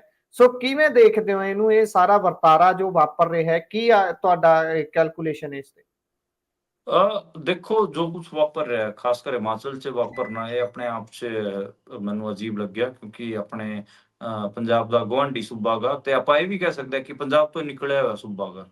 ਤੇ ਉੱਥੋਂ ਇਹ ਖਬਰ ਆਣੀ ਬਹੁਤ ਚਿੰਤਾ ਦਾ ਵਿਸ਼ਾ ਹੈ। ਤੇ ਹਿਮਾਚਲ ਦੇ ਵਿੱਚ ਬੀਜੇਪੀ ਵਾਲੇ ਹਿੰਦੂਤਵਾਦੀ ਪੋਲਿਟਿਕਸ ਨੂੰ ਬਹੁਤ ਜ਼ਿਆਦਾ ਪਸਾਰਨ ਦੀ ਕੋਸ਼ਿਸ਼ ਕਰ ਰਹੇ ਨੇ। ਉੱਥੇ ਕਾਂਗਰਸ ਵੀ ਮਜਬੂਰ ਹੋ ਰੱਖੀ ਹੈ। ਕਾਂਗਰਸ ਦਾ ਵੀ ਇੱਕ ਸੈਕਸ਼ਨ ਹੈਗਾ ਜਿਹੜੀ ਆਰਐਸਐਸ ਦੀ ਟੋਨ ਤੇ ਹੀ ਗੱਲ ਕਰ ਰਿਹਾ ਹੈਗਾ। ਜਿਹੜਾ ਇਹ ਵੀਰ ਰਾਜਾ ਵੀਰਭੱਦਰ ਹੋਰਾਂ ਦਾ ਮੁੰਡਾ ਜਿਹੜਾ ਸਾਬਕਾ ਸੀਐਮ ਰਿਹਾ ਹੈ, ਹਿਮਾਚਲ ਪ੍ਰਦੇਸ਼ ਕਾਂਗਰਸ ਦਾ ਵੱਡਾ ਆਗੂ ਰਿਹਾ, ਉਹਦਾ ਜਿਹੜਾ ਮੁੰਡਾ ਹੈ ਉਹ ਵਿਕਰਮਾਦਿੱਤਿਆ ਜਿਹਨੂੰ ਟਿੱਕਾ ਕਿਹਾ ਜਾਂਦਾ ਹੈ, ਉਹ ਵੀ ਉਸੇ ਟੋਨ ਤੇ ਗੱਲ ਕਰ ਰਿਹਾ ਹੈਗਾ। ਤੇ ਪਿੱਛੇ ਜੀ ਵੀ ਰੋਲਾ ਪਿਆ ਸੀ ਮਸੀਤਾਂ ਤੇ ਰੋਲਾ ਪਿਆ ਸੀਗਾ ਹਿਮਾਚਲ ਪ੍ਰਦੇਸ਼ 'ਚ। ਉਦੋਂ ਵੀ ਜਿਹੜੇ ਹਿਮਾਚਲ ਪ੍ਰਦੇਸ਼ ਦੇ ਮੁੱਖ ਮੰਤਰੀ ਸੀ ਸੁਖਵਿੰਦਰ ਸਿੰਘ ਸੁੱਖੂ, ਉਹ ਜੀ ਘਿਰੇ ਸੀਗੇ ਤੇ ਹੁਣ ਇਹ ਰੋਲਾ ਪੈ ਗਿਆ। ਉੱਥੋਂ ਦਾ ਜਿਹੜਾ ਲੋਕਲ ਹਿੰਦੂ ਮਾਈਂਡ ਹੈ ਉਹਨੂੰ ਬਹੁਤ ਜ਼ਿਆਦਾ ਜੀ ਕਮਲਾਈਜ਼ ਕਰ ਦਿੱਤਾ ਗਿਆ ਤੇ ਕਮਲਾਈਜੇਸ਼ਨ ਦਾ ਹੀ ਨਤੀਜਾ ਹੈ। ਮੈਂ ਵੇਖ ਰਿਹਾ ਸੀਗਾ ਕਿ ਉਹ ਸਿਰਫ ਸੰਤਾਂ ਦੇ ਝੰਡਿਆਂ ਨੂੰ ਹੀ ਨਹੀਂ ਤੇ ਇਤਰਾਜ਼ ਕਰ ਰਹੇ, ਉਹ ਨਿਸ਼ਾਨ ਸਾਹਿਬ ਤੇ ਝੰਡਿਆਂ ਤੇ ਵੀ ਇਤਰਾਜ਼ ਕਰ ਰਹੇ ਨੇ। ਨਿਸ਼ਾਨ ਸਾਹਿਬ ਦੇ ਜਿਹੜੇ ਨਿਸ਼ਾਨ ਸਾਹਿਬ ਆਪਣੇ ਲੱਗੇ ਹੁੰਦੇ ਆ ਬਾਈਕਾਂ ਤੇ ਕੇਸਰੀ ਝੰਡੇ, ਉਹ ਜੀ ਜੀ ਉਹਨਾਂ ਨੂੰ ਕਹਿ ਰਹੇ ਨੇ ਕਿ ਇਹ ਖਾਲਿਸਤਾਨ ਦੇ ਝੰਡੇ ਨੇ। ਉਹਨਾਂ ਨੂੰ ਇਹ ਸਮਝ ਨਹੀਂ ਆ ਰਿਹਾ ਕਿ ਇਹ ਕੇਸਰੀ ਝੰਡੇ ਇਹ ਕੋਈ ਕਿਸੇ ਨੇਸ਼ਨ ਸਟੇਟ ਮੰਗਣ ਵਾਲੀ ਡਿਮਾਂਡ ਦੇ ਨਾਲ ਨਹੀਂ ਰਿਲੇਟਡ। ਇਹ ਜਿਵੇਂ ਇਸਲਾਮ ਦੇ ਝੰਡੇ ਨੂੰ ਕਈ ਵਾਰ ਪਾਕਿਸਤਾਨ ਦਾ ਝੰਡਾ ਦੱਸ ਕੇ ਹਿੰਦੀ ਬੈਲਟ 'ਚ ਨਹੀਂ ਉਹ ਪੂਰਾ ਬਖੇੜਾ ਖੜਾ ਹੋ ਜਾਂਦਾ, ਉਸ ਕਿਸਮ ਦਾ ਜੀ ਮਾਮਲਾ ਵੀ ਮੈਂ ਦੇਖਿਆ ਤੇ ਉਸੇ ਜੀ ਕਿਸਮ ਦਾ ਜੀ ਮਾਮਲਾ ਇਹ ਕਮਲਾਈਜੇਸ਼ਨ ਦਾ ਉਹ ਹੈਗਾ। ਤੇ ਬਾਕੀ ਜਿਹੜੇ ਨਵੇਂ ਜਥੇਦਾਰ ਹੈਗੇ ਆ ਗਿਆਨੀ ਕੁਲਦੀਪ ਸਿੰਘ ਗੜਗੜ, ਉਹਨਾਂ ਨੇ ਫੇਸਬੁੱਕ ਤੇ ਸਟੇਟਮੈਂਟ ਦਿੱਤੀ ਹੈ ਤੇ ਇਹਨੂੰ ਬਹੁਤ ਹਵਾ ਦਿੱਤੀ ਜਾ ਰਹੀ ਹੈ ਇਸ ਗੱਲ ਨੂੰ। ਹਿਮਾਚਲ ਪ੍ਰਦੇਸ਼ 'ਚ ਵੀ ਇੱਕ ਵੱਡੀ ਕਮਿਊਨਲਾਈਜੇਸ਼ਨ ਖੜੀ ਕੀਤੀ ਜਾ ਰਹੀ ਹੈ। ਐਂਟੀ ਸਿੱਖ ਜਿਹੜੀ ਪਹਿਲਾਂ ਜਿਹੜੀ ਸਾਲ ਪਹਿਲਾਂ ਜਿਹੜੀ ਐਂਟੀ ਮੁਸਲਿਮ ਵੇਵ ਸੀ, ਉਹਨੂੰ ਹੁਣ ਐਂਟੀ ਸਿੱਖ ਵੀ ਬਣਾਇਆ ਜਾ ਰਿਹਾ ਹੈਗਾ ਹਿਮਾਚਲ ਪ੍ਰਦੇਸ਼ 'ਚ। ਤੇ ਉਹਨੂੰ ਖਾਸੀ ਅੱਜ ਮੈਂ ਕਿਤੇ ਗਿਆ ਹੋਇਆ ਸੀ ਤੇ ਵਾਪਸ ਮੈਂ ਕੈਬ ਤੋਂ ਆ ਰਿਹਾ ਸੀਗਾ ਤੇ ਕੈਬ 'ਚ ਮੈਂ ਨਰਿੰਦਰ ਮੋਦੀ ਦਾ ਇੰਟਰਵਿਊ ਸੁਣ ਰਿਹਾ ਸੀਗਾ, ਉਹ ਜਿਹੜਾ ਪੋਡਕਾਸਟ ਸੁਣ ਰਿਹਾ ਸੀਗਾ। ਤੇ ਜਿਹੜਾ ਮੇਰਾ ਕੈਬ ਡਰਾਈਵਰ ਸੀਗਾ ਉਹ ਮੋਦੀ ਭਗਤ ਸੀਗਾ। ਉਹ ਮੈਨੂੰ ਕਹਿੰਦਾ ਭਾਜੀ ਮੋਦੀ ਸਾਹਿਬ ਹੋਣੀ ਵਧੀਆ ਚੰਗਾ ਕਰੀ ਜਾ ਰਹੇ ਆ ਨਾ। ਤੇ ਮੈਂ ਉਹਨੂੰ ਕੋਈ ਜਵਾਬ ਨਹੀਂ ਦਿੱਤਾ। ਫਿਰ ਮੈਂ ਕਿਉਂਕਿ ਮੈਂ ਵੇਖ ਲਿਆ ਸੀਗਾ ਕਿ ਉਹਦੀ ਗੱਡੀ 'ਚ ਜਿਸ ਹਿਸਾਬ ਨਾਲ ਉਹਨੇ ਹਿੰਦੂਤਵਾ ਦੇ ਚਿੰਨ੍ਹ ਲਾਏ ਹੋਏ ਸੀ, ਯੋਗੀ ਆਦਿੱਤਿਆਨਾਥ ਜਿਹੜਾ ਉੱਤਰ ਪ੍ਰਦੇਸ਼ ਦਾ ਸੀਐਮ, ਉਹਦੀ ਫੋਟੋ ਲਾਈ ਹੋਈ ਸੀ। ਤੇ ਮੈਂ ਸਮਝ ਗਿਆ ਸੀਗਾ ਕਿ ਮੈਂ ਉਹਦੇ ਨਾਲ ਕੀ ਗੱਲ ਕਰਦਾ। ਫਿਰ ਉਹਨੇ ਦੁਬਾਰੇ ਮੁੜ ਕੇ ਕਿਹਾ ਕੁਛ ਦੇਰ ਬਾਅਦ ਕਿ ਭਾਜੀ ਜਿਹੜਾ ਯੋਗੀ ਆਦਿੱਤਿਆਨਾਥ ਨੇ ਜਿਹੜਾ ਬੁਲਡੋਜ਼ਰ ਚਲਾਤੇ ਉਹਦਾ ਬਹੁਤ ਵਧੀਆ ਕੀਤਾ। ਮੈਂ ਫਿਰ ਉਹਨੂੰ ਪੁੱਛਿਆ ਕਿ ਬਾਈ ਤੂੰ ਕਿੱਥੋਂ ਦਾ? ਕਹਿੰਦਾ ਮੈਂ ਤਾਂ ਜੀ ਚੰਡੀਗੜ੍ਹ ਸੈਕਟਰ 38 ਤੋਂ।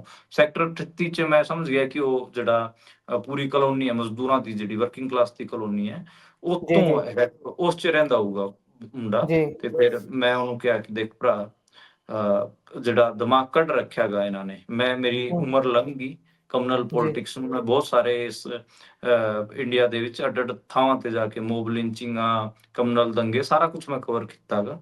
ਤੁਹਾਡਾ ਦਿਮਾਗ ਕੱਢਿਆ ਹੋਇਆ ਹੈ, ਗਰੀਬ ਜੀ ਆਦਮੀ ਦਾ ਹੀ ਦਿਮਾਗ ਕੱਢਦੇ ਨੇ। ਮੈਂ ਤੁਹਾਡੇ ਵਰਗੇ ਬੰਦਿਆਂ ਦਾ 3 ਦਿਨ ਪਹਿਲਾਂ ਜਦੋਂ ਹੋਲੀ ਸੀਗੀ ਉਦੋਂ ਲੁਧਿਆਣੇ ਇਸਤੇਮਾਲ ਕੀਤਾ ਇਹਨਾਂ ਨੇ, ਮਸੀਤੇ ਜੀ ਜੀ ਪਥਰਾ ਕਰਾਏ। ਤੁਹਾਡੇ ਵਰਗਿਆਂ ਦਾ ਹੀ ਇਸਤੇਮਾਲ ਹੁੰਦਾ ਤੇ ਤੁਹਾਨੂੰ ਕੁਝ ਪਤਾ ਨਹੀਂ। ਮੈਂ ਫਿਰ ਉਹਨੂੰ ਸਨੀ ਦਿਓਲ ਦੀ ਇੱਕ 1985 ਦੀ ਫਿਲਮ ਸੀ ਅਰਜੁਨ, ਉਹ ਦੱਸ ਕੇ ਮੈਂ ਕਿਹਾ ਉਹ ਦੇਖ ਲਈ, ਉਹ ਤੈਨੂੰ ਸਮਝ ਲੱਗ ਜੂਗਾ ਕਿ ਕਿਵੇਂ ਜੀ ਜੀ ਪੋਲੀਟੀਸ਼ੀਅਨ ਤੁਹਾਡੇ ਵਰਗੇ ਬੰਦਿਆਂ ਦਾ ਇਸਤੇਮਾਲ ਕਰਦੇ ਨੇ। ਤੇ ਮੈਂ ਹੁਣ ਉਹਨੂੰ ਕੀ ਕਹਿਣਾ ਸੀਗਾ। ਤੇ ਮੈਨੂੰ ਲੱਗਦਾ ਕਿ ਉਹਨੇ ਫਿਰ ਉਸ ਤੋਂ ਜਦੋਂ ਮੈਂ ਗੱਡੀ ਤੋਂ ਉਤਰ ਰਿਹਾ ਸੀਗਾ, ਗੱਡੀ ਤੇ ਜੀ ਉਤਰਦਿਆਂ ਉਹ ਮੈਨੂੰ ਕਹਿੰਦਾ ਭਾਜੀ ਇਹ ਜੋ ਖਾਲਿਸਤਾਨ ਵਾਲੇ ਹੈ ਨਾ, ਇਹ ਠੀਕ ਨਹੀਂ ਕਰ ਰਹੇ, ਅਸੀਂ ਇਹਨਾਂ ਨੂੰ ਦੇਖ ਲਵਾਂਗੇ। ਜੀ ਮੈਂ ਹੈਰਾਨ ਰਹਿ ਗਿਆ ਕਿ ਮੈਂ ਕਿਹਾ ਯਾਰ ਬੰਦਾ ਮੈਨੂੰ ਮੈਂ ਤੇਰੀ ਗੱਡੀ ਤੋਂ ਉਤਰ ਰਿਹਾ, ਤੂੰ ਕੀ ਕਮੈਂਟ ਕਰ ਰਿਹਾ? ਫਿਰ ਮੈਂ ਉਹਨੂੰ ਰੋਕਿਆ ਮਾੜਾ ਜਿਹਾ, ਮੈਂ ਉਹਨੂੰ ਕਿਹਾ ਕਿ ਕੁਛ ਨਾ ਬਾਈ, ਬਾਂਦਰ ਨਾਲ ਲੰਡਾ ਕਰਾ ਲਈ, ਠੀਕ ਹੈ, ਆਪਣਾ ਕਦੇ ਚਪੇੜਾ ਖਾ ਲੈ ਕਿਸੇ ਮੇਰੇ ਵਰਗੇ ਬੰਦੇ ਤੋਂ, ਠੀਕ ਹੈ, ਜਿਹੜੇ ਜੀ ਤੇਰੇ ਅੰਦਰ ਨਫ਼ਰਤ ਬੋਲ ਰਹੀ ਹੈ ਘੱਟ ਗਿਣਤੀਆਂ ਪ੍ਰਤੀ, ਚਾਹੇ ਸਿੱਖਾਂ ਜੀ ਪ੍ਰਤੀ ਜੀ ਹੋਵੇ ਮੁਸਲਮਾਨਾਂ ਪ੍ਰਤੀ, ਇਹਦੇ ਨਾਲ ਹੋਣਾ ਕੁਛ ਨਹੀਂ, ਕੁੱਖ ਨਹੀਂ ਹੋਣਾ ਜੀ ਜੀ ਇਹਦੇ ਨਾਲ। ਤੂੰ ਕਿਸੇ ਗਰੀਬ ਦੀ ਰੇਹੜੀ ਹੀ ਪਲਟਾਏਗਾ ਜਦੋਂ ਕੋਈ ਦੰਗਾ ਵਗੈਰਾ ਕਿਸੇ ਤੂੰ ਕਰਨ ਜਾਏਗਾ, ਤੂੰ ਕੁਛ ਤੇਰੇ ਦਿਮਾਗ 'ਚ ਤੂੰ ਸੋਚੇਗਾ, ਤੂੰ ਕੀ ਕਰੇਗਾ ਜਾ ਕਿਸੇ ਜੀ ਦੇ ਜੀ ਕਿਤੇ ਟਾਇਰ ਸਾੜ ਦੇਗਾ, ਕਿਸੇ ਦੀ ਬਾਈਕ ਸਾੜ ਦੇਗਾ, ਹੋਣਾ ਕੁਛ ਨਹੀਂ। ਚੱਕੇ ਫਿਰ ਤੈਨੂੰ ਅੰਦਰ ਜੇਲ੍ਹ 'ਚ ਵੀ ਦੇ ਦੇਣਗੇ, ਇਹ ਨਾਲ ਵੀ ਨਹੀਂ ਖੜਦੇ। ਮੈਂ ਦੱਸਿਆ, ਮੈਂ ਜੀ ਕਿਹਾ ਜੀ ਜਿਨ੍ਹਾਂ ਨੇ 90s ਦੇ ਵਿੱਚ ਫੇਕ ਐਨਕਾਊਂਟਰ ਕੀਤੇ ਸੀਗੇ ਪੰਜਾਬ ਦੇ ਵਿੱਚ, ਉਹ ਸਾਰਿਆਂ ਨੂੰ ਹੁਣ ਸਜ਼ਾਵਾਂ ਲੱਗ ਰਹੀਆਂ ਨੇ। ਕਿਸੇ ਨੇ ਸੁਸਾਈਡ ਕਰਨਾ ਪਿਆ, ਕਿਸੇ ਨੂੰ ਹੁਣ 10-10 ਸਾਲ ਦੀ ਸਜ਼ਾ ਹੋ ਰਹੀ ਹੈ। ਮੈਂ ਕਿਹਾ ਕੁਦਰਤ ਸਭ ਵੇਖਦੀ ਹੈ, ਕੁਦਰਤ ਤੇ ਜੀ ਇਸੇ ਜਨਮ 'ਚ ਹਿਸਾਬ ਕਰ ਦਿੰਦੀ ਹੈ। ਜੇ ਤੇਰੇ ਮਨ 'ਚ ਕੋਈ ਜ਼ਹਿਰ ਹੈਗਾ ਤਾਂ ਤੇਰੇ ਇਸੇ ਹਿਸਾਬ 'ਚ ਉਹ ਜ਼ਹਿਰ ਤੇਰੇ ਅੰਦਰੋਂ ਨਿਕਲਣਾਗਾ ਜੀ ਤੇ ਜੀ ਤੇਰਾ ਬਹੁਤ ਨੁਕਸਾਨ ਕਰਕੇ ਨਿਕਲੂਗਾ। ਫਿਰ ਉਹ ਮਾੜਾ ਜਿਹਾ ਸ਼ਾਂਤ ਜਿਹਾ ਹੋਇਆ, ਫਿਰ ਉਹ ਅੱਗੇ ਵਧਿਆ, ਜੀ ਜੀ ਜੀ ਬਾਈ ਜੀ। ਮੈਂ ਫਿਰ ਉਹਨੂੰ ਕਿਹਾ ਕਿ ਮੈਂ ਕਿਹਾ ਤੂੰ ਥੋੜਾ ਬਹੁਤ ਚੱਜ ਦੀਆਂ ਖਬਰਾਂ ਦੇਖਿਆ ਕਰ, ਤੇਰਾ ਦਿਮਾਗ ਹੀ ਘੱਟ ਰੱਖਿਆ ਪੋਲਿਟਿਕਸ ਨੇ। ਤੇ ਇਹ ਹਾਲ ਹੈ ਬਾਈ, ਜੀ ਜੀ ਮੁੰਡਾ ਮੈਨੂੰ ਮੋਹਾਲੀ ਤੋਂ ਬਿਠਾ ਕੇ ਲੈ ਕੇ ਆਇਆ ਸੀਗਾ ਤੇ ਜੀ ਦੇਖਿਓ ਉਹ ਪੰਜਾਬ 'ਚ ਕੰਮ ਕਰ ਰਿਹਾ ਗਾ। ਜੀ ਜੀ ਠੀਕ ਹੈ। ਉਹ ਔਰ ਮੈਨੂੰ ਲੱਗਦਾ ਕਿ ਪੰਜਾਬ 'ਚ ਉਹ ਸ਼ਾਇਦ ਮਤਲਬ ਅਗਲੇ 20 ਸਾਲ ਹੋਰ ਕੰਮ ਕਰੂਗਾ, ਉਹਨੂੰ ਕੋਈ ਕਦੇ ਕੋਈ ਪ੍ਰੋਬਲਮ ਨਹੀਂ ਆਊਗੀ। ਪੰਜਾਬ ਦੇ ਲੋਕ ਇੰਨੇ ਵਧੀਆ ਨੇ, ਉਹ ਕੋਈ ਵੀ ਸਾਰੇ ਨੂੰ ਹੱਸ ਕੇ ਬੁਲਾਣਗੇ ਉਹਦੀ, ਪਰ ਉਹਦੇ ਮਨ 'ਚ ਕਿੰਨੀ ਨਫ਼ਰਤ ਭਰੀ ਹੋਈ ਯਾਰ। ਜਿਸ ਧਰਤੀ ਨੂੰ ਖਾਣਾ ਹੈ ਉਸੇ ਨੂੰ ਭੰਡੀ ਜਾਂਦੇ ਨੇ ਭਾਈ। ਤੇ ਇਹ ਸੇਮ ਹਿਮਾਚਲ ਪ੍ਰਦੇਸ਼ ਦੇ ਵਿੱਚ ਹੋ ਰਿਹਾ। ਹਿਮਾਚਲ ਪ੍ਰਦੇਸ਼ ਖਰੜ ਦੇ ਵਿੱਚ ਆ ਕੇ ਬੈਠਿਆ ਗਾ ਭਾਈ, ਬਹੁਤ ਜ਼ਿਆਦਾ ਜੀ ਜੀ, ਹਿਮਾਚਲੀ। ਸਾਰਾ ਸਾਰਾ ਹਿਮਾਚਲ ਹਾਂ, ਹੀ ਖਰੜ ਬੈਠਾ ਹੋਇਆ, ਨਿਆਣੇ ਖਰੜ ਇੱਥੋਂ ਪੜ ਬੈਠਿਆ ਪੜ ਕੇ ਹੋਇਆ। ਜਾਂਦੇ ਨੇ। ਹਾਂ, ਮੈਂ ਤਾਂ ਮਤਲਬ ਮੇਰੇ ਤਾਂ ਫਿਕਰ ਪੈ ਗਈ ਇਹ ਜਿਹੜੀ ਖਬਰ ਦੇਖ ਰਿਹਾ ਹਾਂ ਕਿ ਮੈਂ ਕਿਹਾ ਭਰਾ ਤੁਸੀਂ ਪੰਜਾਬ ਤੋਂ ਹੀ ਨਿਕਲੇ ਹੋ, ਜਿਸ ਹਿਸਾਬ ਦਾ ਤੁਸੀਂ ਹੈਟਰਡ ਆਪਣੇ ਅੰਦਰ ਭਰੀ ਜਾ ਰਹੇ ਹੋ ਸਿੱਖਾਂ ਪ੍ਰਤੀ, ਤੁਹਾਡਾ ਤਾਂ ਬਣਨਾ ਕੱਖ ਨਹੀਂ। ਮੈਨੂੰ ਲੱਗਦਾ ਕਿ ਇਹ ਉਤੋਂ ਟੂਰਿਜ਼ਮ ਫਰੈਂਡਲੀ ਸਟੇਟ ਹੈ, ਸਭ ਤੋਂ ਵੱਧ ਟੂਰਿਜ਼ਮ ਹੁੰਦਾ ਹੈ ਪੰਜਾਬ ਤੋਂ। ਕਹਿ ਲਈਏ ਪੰਜਾਬ, ਦਿੱਲੀ, ਇਹ ਨਾਰਥ ਵਾਲੇ ਸਾਰੇ ਜਾਂਦੇ ਹੀ ਹਿਮਾਚਲ ਨੇ, ਮੋਸਟਲੀ ਹਿਮਾਚਲ, ਉਸ ਤੋਂ ਬਾਅਦ ਕਸ਼ਮੀਰ ਦਾ ਥੋੜਾ ਜਿਹਾ ਖਿੱਤਾ ਰਹਿ ਜਾਂਦਾ ਜਿੱਥੇ ਜਾਂਦੇ ਨੇ। ਸੋ ਮੈਨੂੰ ਲੱਗਦਾ ਅਗਲੀ ਖਬਰ ਵੱਲ ਸਾਨੂੰ ਵਧਣਾ ਚਾਹੀਦਾ ਤੇਜ਼ੀ ਦੇ ਨਾਲ। ਅੰਮ੍ਰਿਤਪਾਲ ਸਿੰਘ ਹੋਣਾ ਦੇ 7 ਸਾਥੀਆਂ ਨੂੰ ਲੈਣ ਦੇ ਲਈ ਅਸਾਮ ਪੁਲਿਸ ਅਸਾਮ ਪਹੁੰਚ ਗਈ ਹੈ ਜੀ। ਪੰਜਾਬ ਪੁਲਿਸ ਕੀ ਲੱਗਦਾ ਕਦੋਂ ਤੱਕ ਤੇ ਕੌਣ ਕੌਣ ਲਿਆਂਦੇ ਜਾਣਗੇ ਜਲਦੀ ਪੰਜਾਬ? ਦੇਖੋ, ਜਿਹੜੀ ਹਜੇ ਤੱਕ ਖਬਰ ਹੈ ਕਿ ਕੱਲ ਸਵੇਰ ਤੱਕ 2 ਜਿਹੜੇ ਅੰਮ੍ਰਿਤਪਾਲ ਦੇ ਸਾਥੀ ਹੈਗੇ ਆ, ਉਹਨਾਂ ਨੂੰ ਪਹਿਲਾਂ ਲੈ ਕੇ ਆਇਆ ਜਾਊਗਾ ਤੇ ਉਹ ਅੰਮ੍ਰਿਤਸਰ 에ਅਰਪੋਰਟ ਤੇ ਉਤਰਨਗੇ ਤੇ ਜਿਹੜੇ ਪ੍ਰਧਾਨ ਮੰਤਰੀ ਬਾਜੇਕੇ ਤੇ ਗੁਰਮੀਤ ਸਿੰਘ, ਦੋਵਾਂ ਦਾ ਜਿਹੜਾ ਟ੍ਰਾਂਜ਼ਿਟ ਰਿਮਾਂਡ ਹੈ ਉਹ ਮਿਲਿਆਗਾ ਪੰਜਾਬ ਪੁਲਿਸ ਨੂੰ। ਪਹਿਲਾਂ ਉਹਨਾਂ ਨੂੰ ਲੈ ਕੇ ਆਇਆ ਜਾਊਗਾ ਤੇ ਕਿਹਾ ਜਾ ਰਿਹਾ ਹੈ ਕਿ ਜਿਹੜੇ ਉਹਨਾਂ ਦੇ 7 ਜਣੇ ਹੈਗੇ ਆ, 7 ਸਾਥੀ ਹੈਗੇ ਆ, ਉਹਨਾਂ ਨੂੰ ਵਾਪਸ ਪੰਜਾਬ ਲੈ ਕੇ ਆਇਆ ਜਾਊਗਾ ਤੇ NSA ਵਧਾਉਣ ਤੋਂ ਵੀ ਮਨਾ ਕਰ ਦਿੱਤਾ ਗਿਆ ਹੈਗਾ, ਇਨਕਾਰ ਕਰ ਦਿੱਤਾ ਗਿਆ ਪੰਜਾਬ ਸਰਕਾਰ ਵੱਲੋਂ। ਤੇ ਮੈਨੂੰ ਲੱਗਦਾ ਕਿ ਉਹ ਜਿਹੜਾ ਇਹਨਾਂ ਦੇ ਖਿਲਾਫ ਨੈਰੇਟਿਵ ਪੂਰਾ ਚੱਲਿਆ 2 ਸਾਲ, ਜਿਹੜਾ ਸਾਰਾ 2023 ਤੋਂ ਬਾਅਦ, ਉਸ ਤੋਂ ਕਰਕੇ ਦਬਾਅ 'ਚ ਨੇ। ਦਿੱਲੀ ਦੀ ਹਾਰ ਹੋਈ ਹੈ ਤਾਜੀ, ਇਸ ਕਰਕੇ ਇਹਨਾਂ ਨੂੰ ਸਮਝ ਆ ਰਿਹਾ ਕਿ ਅਸੀਂ ਸਿੱਖਾਂ ਨਾਲ ਪੰਗਾ ਨਹੀਂ ਲੈਣਾ ਤੇ ਜੀ ਉਸੇ ਜੀ ਨੁਕਤੇ ਨਾਲ ਮੈਨੂੰ ਲੱਗਦਾ ਕਿ ਇਹ ਸਾਰਾ ਕੁਝ ਹੋ ਰਿਹਾ ਹੈਗਾ। ਬਾਕੀ ਇਹ ਜਾਣਕਾਰੀ ਮਿਲ ਰਹੀ ਹੈ ਕਿ ਅੰਮ੍ਰਿਤਪਾਲ ਸਿੰਘ, ਪੱਪਲਪ੍ਰੀਤ ਸਿੰਘ, ਵਰਿੰਦਰ ਵਿੱਕੀ, ਇਹ ਹਜੇ ਡਿਬਰੂਗੜ੍ਹ ਜੇਲ੍ਹ 'ਚ ਹੀ ਰਹਿਣਗੇ। ਇਹਨਾਂ ਦੀ ਜਿਹੜੀ ਅਗਲੀ ਸੁਣਵਾਈ ਹੈ ਉਹ 22 ਮਾਰਚ ਨੂੰ ਹੋਣੀ ਹੈ ਪੰਜਾਬ ਹਰਿਆਣਾ ਹਾਈ ਕੋਰਟ 'ਚ। ਤੇ ਉਹ NSA ਤੇ ਉਸ ਤੇ ਪਤਾ ਲੱਗੂਗਾ ਕਿ ਸਰਕਾਰ ਉੱਥੇ ਕੀ ਸਟੈਂਡ ਲੈਂਦੀ ਹੈ। ਜੇ ਉੱਥੇ ਸਰਕਾਰ ਕਹਿ ਦਿੰਦੀ ਕਿ ਅਸੀਂ NSA ਐਕਸਟੈਂਡ ਨਹੀਂ ਕਰ ਰਹੇ, ਫਿਰ ਮੈਨੂੰ ਲੱਗਦਾ ਕਿ ਉਹਨਾਂ ਨੂੰ ਵਾਪਸ ਪੰਜਾਬ ਲਿਆਇਆ ਜਾਊਗਾ। ਅੰਮ੍ਰਿਤਪਾਲ ਸਿੰਘ ਉਹਨਾਂ ਨੂੰ ਵੀ ਪੰਜਾਬ ਵਾਪਸ ਲੈ ਕੇ ਆਇਆ ਜਾਊਗਾ। ਬਾਕੀ ਜੀ ਮੈਂ ਨਾਂ ਪੜ੍ਹ ਦਿੰਦਾ, ਜਿਹੜੇ 9 ਸਾਥੀ ਅੰਮ੍ਰਿਤਪਾਲ ਸਣੇ, ਜਿਹੜੇ 9 ਸਾਥੀ ਡਿਬਰੂਗੜ੍ਹ ਜੇਲ੍ਹ 'ਚ ਹੈਗੇ ਆ। ਪੱਪਲਪ੍ਰੀਤ ਹੈਗੇ ਆ, ਭਗਵੰਤ ਸਿੰਘ ਉਰਫ ਜਿਹੜੇ ਪ੍ਰਧਾਨ ਮੰਤਰੀ ਪ੍ਰਧਾਨ ਬਾਜੇਕੇ, ਮੰਤਰੀ ਬਾਜੇਕੇ।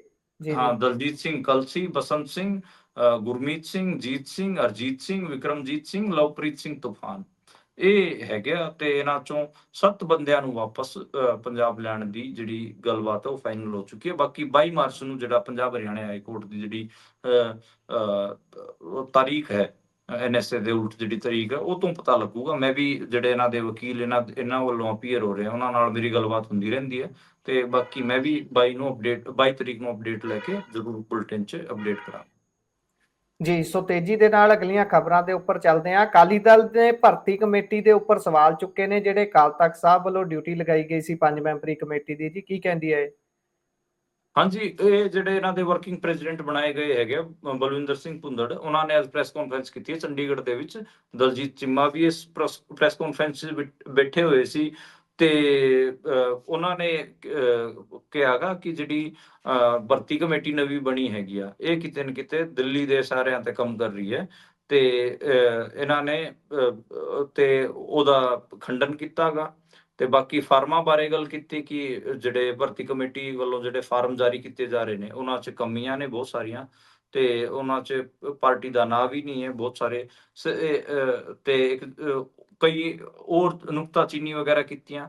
ਦਲਜੀਤ ਚੀਮਾ ਮੇਨਲੀ ਇਸ ਪ੍ਰੈਸ ਕਾਨਫਰੰਸ ਨੂੰ ਲੀਡ ਕਰ ਰਹੇ ਸੀਗੇ। ਬਾਕੀ ਜਿੰਨਾ ਵੀ ਜਿਹੜਾ ਅਕਾਲੀ ਦਲ ਸੁਖਬੀਰ ਬਾਦਲ ਨਾਲ ਹੈਗਾ, ਉਹ ਸਾਰੇ ਇਸ ਪ੍ਰੈਸ ਕਾਨਫਰੰਸ ਆਪਾਂ ਨੂੰ ਵੇਖਣ ਨੂੰ ਮਿਲੇ।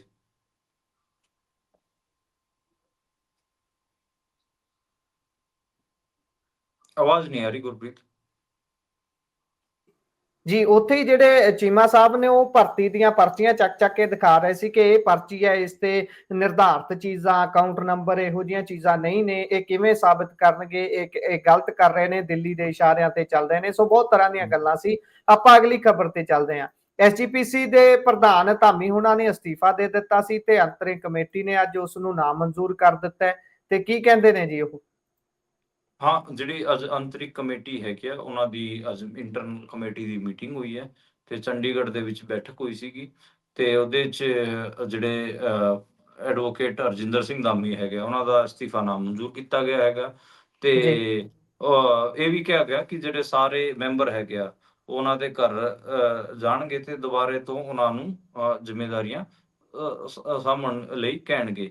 ਇਹ ਗੱਲ ਹੋਈ ਜੀ ਹੈਗੀ ਆ। ਬਾਕੀ ਜਿਹੜੇ ਕਈ ਸੀਨੀਅਰ ਆਗੂ ਹੈਗੇ ਆ ਅਕਾਲੀ ਦਲ ਦੇ, ਉਹ ਵੀ ਧਾਮੀ ਹੋਣਾ ਦੇ ਘਰ ਜਾ ਕੇ ਉਹਨਾਂ ਨਾਲ ਮੁਲਾਕਾਤ ਕਰ ਚੁੱਕੇ ਨੇ ਤੇ ਬਾਕੀ ਤਾਂ ਇਹੀ ਅਪਡੇਟ ਹੈਗੀ ਆ। ਬਾਕੀ ਐਸਜੀਪੀਸੀ ਵੱਲੋਂ ਜਿਹੜੇ ਨਵੇਂ ਜਥੇਦਾਰ ਕੁਲਦੀਪ ਸਿੰਘ ਗੜਗੜ ਨੂੰ ਸ੍ਰੀ ਅਕਾਲ ਤਖਤ ਸਾਹਿਬ ਦਾ ਕਾਰਵਾਕ ਜਥੇਦਾਰ ਲਾਇਆ ਗਿਆ ਹੈ ਤੇ ਸ੍ਰੀ ਤਖਤ ਸ੍ਰੀ ਕੇਸਗੜ੍ਹ ਸਾਹਿਬ ਦੇ ਜਥੇਦਾਰ ਜਿਹੜੇ ਟੇਕ ਸਿੰਘ ਧਨੌਲਾ ਹੈਗੇ ਆ, ਉਹਨਾਂ ਨੂੰ ਨਹੀਂ, ਉਹ ਦਮਦਮਾ ਸਾਹਿਬ ਦੇ ਤਖ਼ਤ ਸ੍ਰੀ ਦਮਦਮਾ ਸਾਹਿਬ ਹਾਂ ਦੇ ਟੇਕ ਸਿੰਘ ਧਨੌਲਾ ਨੂੰ ਹਾਂ ਲਾਇਆ ਗਿਆ ਹੈ ਤੇ ਕੇਸਗੜ੍ਹ ਹਾਂ ਸਾਹਿਬ ਦੇ ਜਿਹੜੇ ਜਥੇਦਾਰ ਨੇ ਉਹ ਕੁਲਦੀਪ ਸਿੰਘ ਕੁਲਦੀਪ ਗੜਗੱਜ ਸਿੰਘ ਨੇ ਗੜਗੜ ਤੇ ਜੀ। ਜੀ ਜੀ ਜੀ ਹਾਂ, ਇਹਨਾਂ ਤੇ ਦੋਵਾਂ ਅਕਾਲ ਦੀ ਤਖਤ ਜੀ ਜੀ ਹਾਂ ਹਾਂ, ਇਹਨਾਂ ਦੀ ਦੋਵਾਂ ਦੀ ਨਿਯੁਕਤੀ ਤੇ ਵੀ ਖਾਸੀ ਗੱਲ ਹੋ ਰਹੀ ਹੈ ਤੇ ਉਸ ਤੋਂ ਮੈਨੂੰ ਲੱਗਦਾ ਕਿ ਜੇ ਉਹਨਾਂ ਦਾ ਇਸਤੀਫਾ ਨਹੀਂ ਮਨਜ਼ੂਰ ਕੀਤਾ ਗਿਆ ਹੈਗਾ ਤੇ ਉਹ ਦੁਬਾਰੇ ਤੋਂ ਬਹਾਲ ਹੋਣਗੇ ਤਾਂ ਫਿਰ ਕੀ ਜਿਹੜੀਆਂ ਉਹਨਾਂ ਦੇ ਪਿੱਛੋਂ ਜਿਹੜੀਆਂ ਇਹ ਦੋ ਨਿਯੁਕਤੀਆਂ ਹੋਈਆਂ ਨੇ, ਇਹਨਾਂ ਬਾਰੇ ਉਹਨਾਂ ਦਾ ਕੀ ਸਟੈਂਡ ਹੋਊਗਾ? ਕਿਉਂਕਿ ਆਪਾਂ ਨੂੰ ਪਤਾ ਹੈ ਕਿ ਹਰਜਿੰਦਰ ਸਿੰਘ ਧਾਮੀ ਨੇ ਜਿਹੜਾ ਇਸਤੀਫਾ ਪੇਸ਼ ਕੀਤਾ ਸੀਗਾ, ਉਹ ਜਥੇਦਾਰ ਗਿਆਨੀ ਰਘੁਬੀਰ ਸਿੰਘ ਹੋਰਾਂ ਦੇ ਸਮਰਥਨ ਚ ਕੀਤਾ ਸੀਗਾ, ਗਿਆਨੀ ਹਰਪ੍ਰੀਤ ਸਿੰਘ ਜੋ ਕੁਝ ਕਹਿ ਰਹੇ ਸੀਗੇ। ਬਾਕੀ ਦੇਖੋ, ਜਿਹੜੀ ਸਿੱਖ ਸਿਆਸਤ ਆ ਉਹ ਇੱਕ ਅਜੀਬ ਜੇ ਤਰਾਏ ਤੇ ਖੜੀ ਹੈ। ਤਿੰਨ ਰਾਹ ਉਹਦੇ ਦੇਖ ਰਹੇ ਆਪਾਂ, ਬਾਦਲ ਫੈਮਿਲੀ, ਫਿਰ ਇੱਕ ਹੋਰ ਨਵੀਂ ਕਿਸਮ ਦੀ ਪੰਥਕ ਫੋਰਸ ਤੇ ਤੀਜਾ ਆਰਐਸਐਸ ਬੀਜੇਪੀ। ਮਤਲਬ ਸੱਚੀਓ ਬਹੁਤ ਅਜੀਬ ਕਿਸਮ ਦੀ ਗੱਲ ਹੋ ਰਹੀ ਹੈ। ਮੈਂ ਤਾਂ ਜਿਹੜੇ ਸਿੱਖ ਵਿਦਵਾਨ ਨੇ ਉਹਨਾਂ ਨੂੰ ਵੀ ਇੱਕ ਅਵੇਅਰ ਕਰਨਾ ਚਾਹਾਂਗਾ ਕਿ ਜੀ ਤੁਹਾਡੇ ਚੋਂ ਏਦਾਂ ਦੇ ਬੰਦੇ ਵੀ ਐਕਟਿਵ ਹੋ ਚੁੱਕੇ ਨੇ ਜਿਹੜਾ ਸਿੱਖੀ ਨੂੰ ਫਿਲੋਸਫੀਕਲੀ ਵਿਦਾਂਤ ਅਤੇ ਸਨਾਤਨ ਚ ਇੰਟਰਪ੍ਰੇਟ ਕਰਦੇ ਨੇ। ਜੀ ਜੀ ਉਹ ਬਹੁਤ ਖਤਰਨਾਕ ਗੱਲ ਹੋਊਗੀ ਜੇ ਉਹਨਾਂ ਬੰਦਿਆਂ ਦੇ ਹੱਥ ਸਿੱਖੀ ਦਾ ਨੈਰੇਟਿਵ ਪੈ ਗਿਆ ਤੇ ਉਹ ਤੁਹਾਨੂੰ ਅਲਟੀਮੇਟਲੀ ਜਿਵੇਂ ਆਰਐਸਐਸ ਆਪਣਾ ਹੀ ਸਾਬਿਤ ਕਰ ਦਿੰਦਾ ਹੈ, ਮਿਲਾ ਲੈਂਦਾ ਹਿੰਦੂਆਂ ਨਾਲ ਹੀ, ਐਂ ਜੀ ਉਹ ਦੁਬਾਰਾ ਸਾਬਿਤ ਕਰ ਦੇਣਗੇ ਤੁਹਾਡੀ ਜਿਹੜੀ ਅੱਡ ਪਛਾਣ ਹੈ, ਤੁਹਾਨੂੰ ਅਸਲ 'ਚ ਫਿਲੋਸਫੀਕਲੀ ਵਿਦਾਂਤ ਅਤੇ ਸਨਾਤਨ 'ਚ ਜਾ ਕੇ ਸ਼ਿਫਟ ਕਰ ਦੇਣਗੇ। ਉਹ ਸੈਕਸ਼ਨ ਖਾਸਾ ਆਪਾਂ ਨੂੰ ਪਤਾ ਹੈ ਕਿ ਐਕਟਿਵ ਹੈ ਇਸ ਟਾਈਮ ਤੇ ਸਿੱਖ ਵਿਦਵਾਨਾਂ ਨੂੰ ਮੇਰੀ ਬੇਨਤੀ ਹੈ ਕਿ ਉਹ ਉਸ ਸੈਕਸ਼ਨ ਤੇ ਨਿਗਾਹ ਬਣਾਏ ਰੱਖਣ ਤੇ ਕੋਸ਼ਿਸ਼ ਕਰਨ ਕਿ ਜਿਹੜੀ ਇੱਕ ਆਰਐਸਐਸ ਇਹਦੇ ਵਿੱਚ ਇੰਟਰਵੈਂਸ਼ਨ ਕਰਨ ਦੀ ਕੋਸ਼ਿਸ਼ ਕਰ ਰਹੀ ਹੈ ਉਹਨੂੰ ਆਪਾਂ ਕ੍ਰਿਟੀਸਾਈਜ਼ ਕਰ ਸਕੀਏ। ਹਾਲਾਂਕਿ ਅਜੇ ਚੀਜ਼ਾਂ ਕਲੀਅਰ ਜਮਾ ਨਹੀਂ, ਕਿਸੇ ਬਾਰੇ ਆਪਾਂ ਕਹਿ ਦਈਏ ਤਾਂ ਫਿਰ ਅਜੀਬ ਹੀ। ਜਿਵੇਂ ਅਗਲੀ ਖਬਰ ਹੈ ਉਹ ਜੀ ਅਕਾਲੀ ਆਗੂ ਵਿਕਰਮ ਸਿੰਘ ਮਜੀਠੀਆ ਬਾਰੇ, ਐਸਆਈਟੀ ਨੇ ਉਹਦੇ ਨਾਲ 8 ਘੰਟੇ ਪੁੱਛਗਿੱਛ ਕੀਤੀ ਹੈਗੀ ਹੈ, ਈਡੀ ਵਾਲਾ ਜੀ ਵੀ ਜੀ ਮਾਮਲਾ ਹੈਗਾ ਤੇ ਉਹ ਤੋਂ ਸਾਫ਼ ਸਮਝ ਆ ਰਿਹਾ ਕਿ ਉਹਨੇ ਜਿਹੜਾ ਬਿਆਨ ਦਿੱਤਾ ਹੈ ਉਹ ਕਿਵੇਂ ਦਿਵਾਇਆ ਗਿਆ ਹੈਗਾ। ਜੀ ਠੀਕ ਜੀ ਹੈ, ਹਾਂ, ਤੇ ਉਹ ਕਈ ਸਾਰੀਆਂ ਚੀਜ਼ਾਂ ਨੇ ਤੇ ਬਹੁਤ ਸਾਰੀਆਂ ਗੱਲਾਂ ਨੇ। ਉਹ ਤਾਂ ਆਪ ਕਹਿ ਰਹੇ ਨੇ ਹੁਣ ਜਦੋਂ ਮੀਡੀਆ ਦੇ ਸਾਹਮਣੇ ਆਏ ਨੇ, ਬਾਹਰ ਆਏ ਨੇ ਵਿਕਰਮ ਹਾਂ ਮਜੀਠੀਆ ਹੁਣੀ, ਤਾਂ ਉਹ ਕਹਿੰਦੇ ਵੀ ਇਹ ਕੇਸ ਸਲੋ ਚੱਲ ਰਿਹਾ ਸੀ ਤੇ ਮੈਂ ਆਪ ਅਦਾਲਤ ਨੂੰ ਬੇਨਤੀ ਕੀਤੀ ਸੀ ਕਿ ਇਹਨੂੰ ਤੇਜ਼ ਕੀਤਾ ਜਾਵੇ ਤੇ ਮੇਰਾ ਮਾਮਲਾ ਹੱਲ ਕੀਤਾ ਜਾਵੇ, ਜੋ ਵੀ ਕਰਨਾ ਹੈ। ਸੋ ਗੱਲਾਂ ਤਾਂ ਤੁਸੀਂ ਆਪ ਸਮਝ ਸਕਦੇ ਹੋ ਕਿ ਕਿੱਥੋਂ ਨਿਕਲ ਰਹੀਆਂ ਨੇ ਇਹ ਸਾਰੀਆਂ, ਜਿਹੜੀਆਂ ਕਰ ਰਹੇ ਨੇ, ਕਹਿ ਰਹੇ ਨੇ। ਮੈਂ ਅੱਜ ਕਿਸੇ ਇੱਕ ਕਿਸਾਨ ਬੰਦੇ ਨਾਲ ਸੀਗਾ ਦਿਨੇ ਤੇ ਉਹ ਜੀ ਕਹਿੰਦਾ, ਉਹ ਮੈਨੂੰ ਪੁੱਛਣ ਲੱਗਿਆ, ਬਾਈ ਇਹ ਵਿਕਰਮ ਮਜੀਠੀਆ ਦੇ ਬਿਆਨ ਨੂੰ ਤੁਸੀਂ ਕਿਵੇਂ ਦੇਖਦੇ ਹੋ? ਮੈਂ ਕਿਹਾ ਤੁਸੀਂ ਦੱਸੋ, ਤੁਸੀਂ ਕਿਵੇਂ ਦੇਖਦੇ ਹੋ? ਤੁਸੀਂ ਵੀ ਤਾਂ ਸਾਰੀ ਖਬਰਾਂ ਨਾਲ ਜਾਣੋ। ਕਹਿੰਦੇ ਭਾਈ ਇਹਨਾਂ ਨੇ ਪਾ ਲਿਆ ਇਹਨੂੰ ਲੰਬਾ, ਠੀਕ ਹੈ, ਤੇ ਕਹਿੰਦੇ ਕਿ ਤੇਰਾ ਅਸੀਂ ਉਹ ਹਾਲ ਕਰਾਂਗੇ ਜੋ ਪਹਿਲਾਂ ਜਦੋਂ ਬਾਦਲ ਵੇਲੇ ਦੂਜੀ ਸਰਕਾਰ ਸੀਗੀ ਉਦੋਂ ਤੇਰਾ ਨਾਂ ਆਇਆ ਸੀਗਾ, ਉਹ ਵਾਲਾ ਹਾਲ ਕਰਾਂਗੇ, ਤੂੰ ਹੁਣ ਵੇਖ ਲੈ। ਜੀ ਜੀ ਜੀ ਤੇ ਵਿਕਰਮਜੀਤ ਸਿੰਘ ਮਜੀਠੀਆ ਨੇ ਕਿਹਾ ਕਿ ਨਹੀਂ, ਤੇ ਉਹ ਆਪਾਂ ਨੂੰ ਹੂੰ ਪਤਾ ਕਿ ਜਿਹੜਾ ਪੂਰਾ ਉਹ ਕੋਸ਼ਿਸ਼ ਵੀ ਹੋ ਰਹੀ ਹੈ ਕਿ ਉਹਨਾਂ ਦਾ ਜਿਹੜਾ ਡਰਗ ਵਾਲਾ ਕੇਸ ਹੈ ਉਹਨੂੰ ਵੀ ਦੁਬਾਰੇ ਖੋਲਣ ਦੀ ਕੋਸ਼ਿਸ਼ ਹੋ ਰਹੀ ਹੈ। ਇਸ ਕਰਕੇ ਵਿਕਰਮਜੀਤ ਸਿੰਘ ਮਜੀਠੀਆ ਦੇਖੋ ਮਤਲਬ ਏਜੰਸੀਆਂ, nation state, deep state Punjab 'ਚ ਕਿਵੇਂ ਕੰਮ ਕਰਦਾ ਹੈ ਉਹ ਹੁਣ ਆਪਾਂ ਨੂੰ ਅਕਾਲੀ ਦਲ ਦੀ ਸਥਿਤੀ ਤੋਂ ਸਮਝ ਆ ਰਿਹਾ ਹੈਗਾ। ਮਤਲਬ ਜੀ ਮੇਰੇ ਵਾਸਤੇ ਜਾਂ ਸਾਡੇ ਵਰਗੇ ਪੱਤਰਕਾਰਾਂ ਵਾਸਤੇ ਬਹੁਤ ਚੈਲੰਜਿੰਗ ਹੈ ਕਿ ਸਾਰੀ ਜਿਹੜੀ ਪੰਥਕ ਪੋਲਿਟਿਕਸ ਚੱਲ ਰਹੀ ਇਹਨੂੰ ਆਪਾਂ ਸਮਝਾ ਸਕੀਏ ਲੋਕਾਂ ਨੂੰ। ਬਹੁਤ ਔਖਾ ਹੈ। ਕਿਹੜੇ ਜੀ ਬੰਦੇ ਬਾਰੇ ਕੀ ਬਿਆਨ ਆਪਾਂ ਐਨਾਲਿਸਿਸ ਕਰੀਏ, ਦੱਸੋ ਕਿਹਨੂੰ ਜੀ ਕਿੱਥੇ ਜੀ ਕੰਪਰੋਮਾਈਜ਼ ਕਰ ਰੱਖਿਆ, ਕੀ ਕਰ ਰੱਖਿਆ ਹੈਗਾ। ਇਹ ਬਹੁਤ ਮਤਲਬ ਟਫ, ਵੈਰੀ ਟਫ। ਬਹੁਤ ਸਾਰੀਆਂ ਥਿਊਰੀਜ਼ ਬਣਾਈਆਂ ਜਾ ਸਕਦੀਆਂ ਨੇ, ਬਹੁਤ ਸਾਰੇ ਵਹਿਮ ਭਰਮ ਤੋੜੇ ਵੀ ਜਾ ਸਕਦੇ ਨੇ, ਪਰ ਇਸੇ ਦੇ ਨਾਲ ਖਬਰਾਂ ਹੋਰ ਵੀ ਸਨ, ਪਰ ਸਮਾਂ ਇਜਾਜ਼ਤ ਨਹੀਂ ਦਿੰਦਾ। ਸੋ ਪ੍ਰੋਗਰਾਮ ਨੂੰ ਇੱਥੇ ਹੀ ਵਿਰਾਮ ਦਿੰਨੇ ਆ। ਸੋ ਪੁਨੀਆ ਜੀ, ਤੁਸੀਂ ਜੁੜੇ ਪ੍ਰੋਗਰਾਮ ਦੇ ਵਿੱਚ ਤੇ ਜਾਣਕਾਰੀਆਂ ਸਾਡੇ ਨਾਲ ਸਾਂਝੀਆਂ ਕੀਤੀਆਂ, ਤੁਹਾਡਾ ਬਹੁਤ ਬਹੁਤ ਧੰਨਵਾਦ ਜੀ। ਸ਼ੁਕਰੀਆ ਗੁਰਪ੍ਰੀਤ। ਸੋ ਇੱਥੇ ਹੀ ਕਰਦੇ ਆ ਜੀ ਪ੍ਰੋਗਰਾਮ ਨੂੰ ਸਮਾਪਤ। ਖਬਰਾਂ ਦਾ ਪ੍ਰੋਗਰਾਮ ਤੁਹਾਨੂੰ ਕਿਹੋ ਜਿਹਾ ਲੱਗਿਆ, ਤੁਸੀਂ ਆਪਣੇ ਵਿਚਾਰ ਰਾਏ ਟਿੱਪਣੀਆਂ ਸਾਡੇ ਨਾਲ ਪੰਜਾਬੀ ਰੇਡੀਓ ਤੇ ਪੰਜਾਬੀ ਟੀਵੀ USA ਦੇ ਵੱਖ-ਵੱਖ ਪਲੇਟਫਾਰਮਸ ਦੇ ਜ਼ਰੀਏ ਸਾਂਝਾ ਕਰ ਸਕਦੇ ਹੋ। ਜੁੜੇ ਰਹੋ ਪੰਜਾਬੀ ਰੇਡੀਓ ਤੇ ਪੰਜਾਬੀ ਟੀਵੀ USA ਦੇ ਨਾਲ, ਕਿਉਂਕਿ ਪ੍ਰੋਗਰਾਮਾਂ ਦੀ ਲਗਾਤਾਰਤਾ ਇਸੇ ਤਰ੍ਹਾਂ ਬਰਕਰਾਰ ਰਹੇਗੀ। ਮੈਨੂੰ ਦਿਓ ਇਜਾਜ਼ਤ। ਧੰਨਵਾਦ। ਸਤਿ ਸ਼੍ਰੀ ਅਕਾਲ।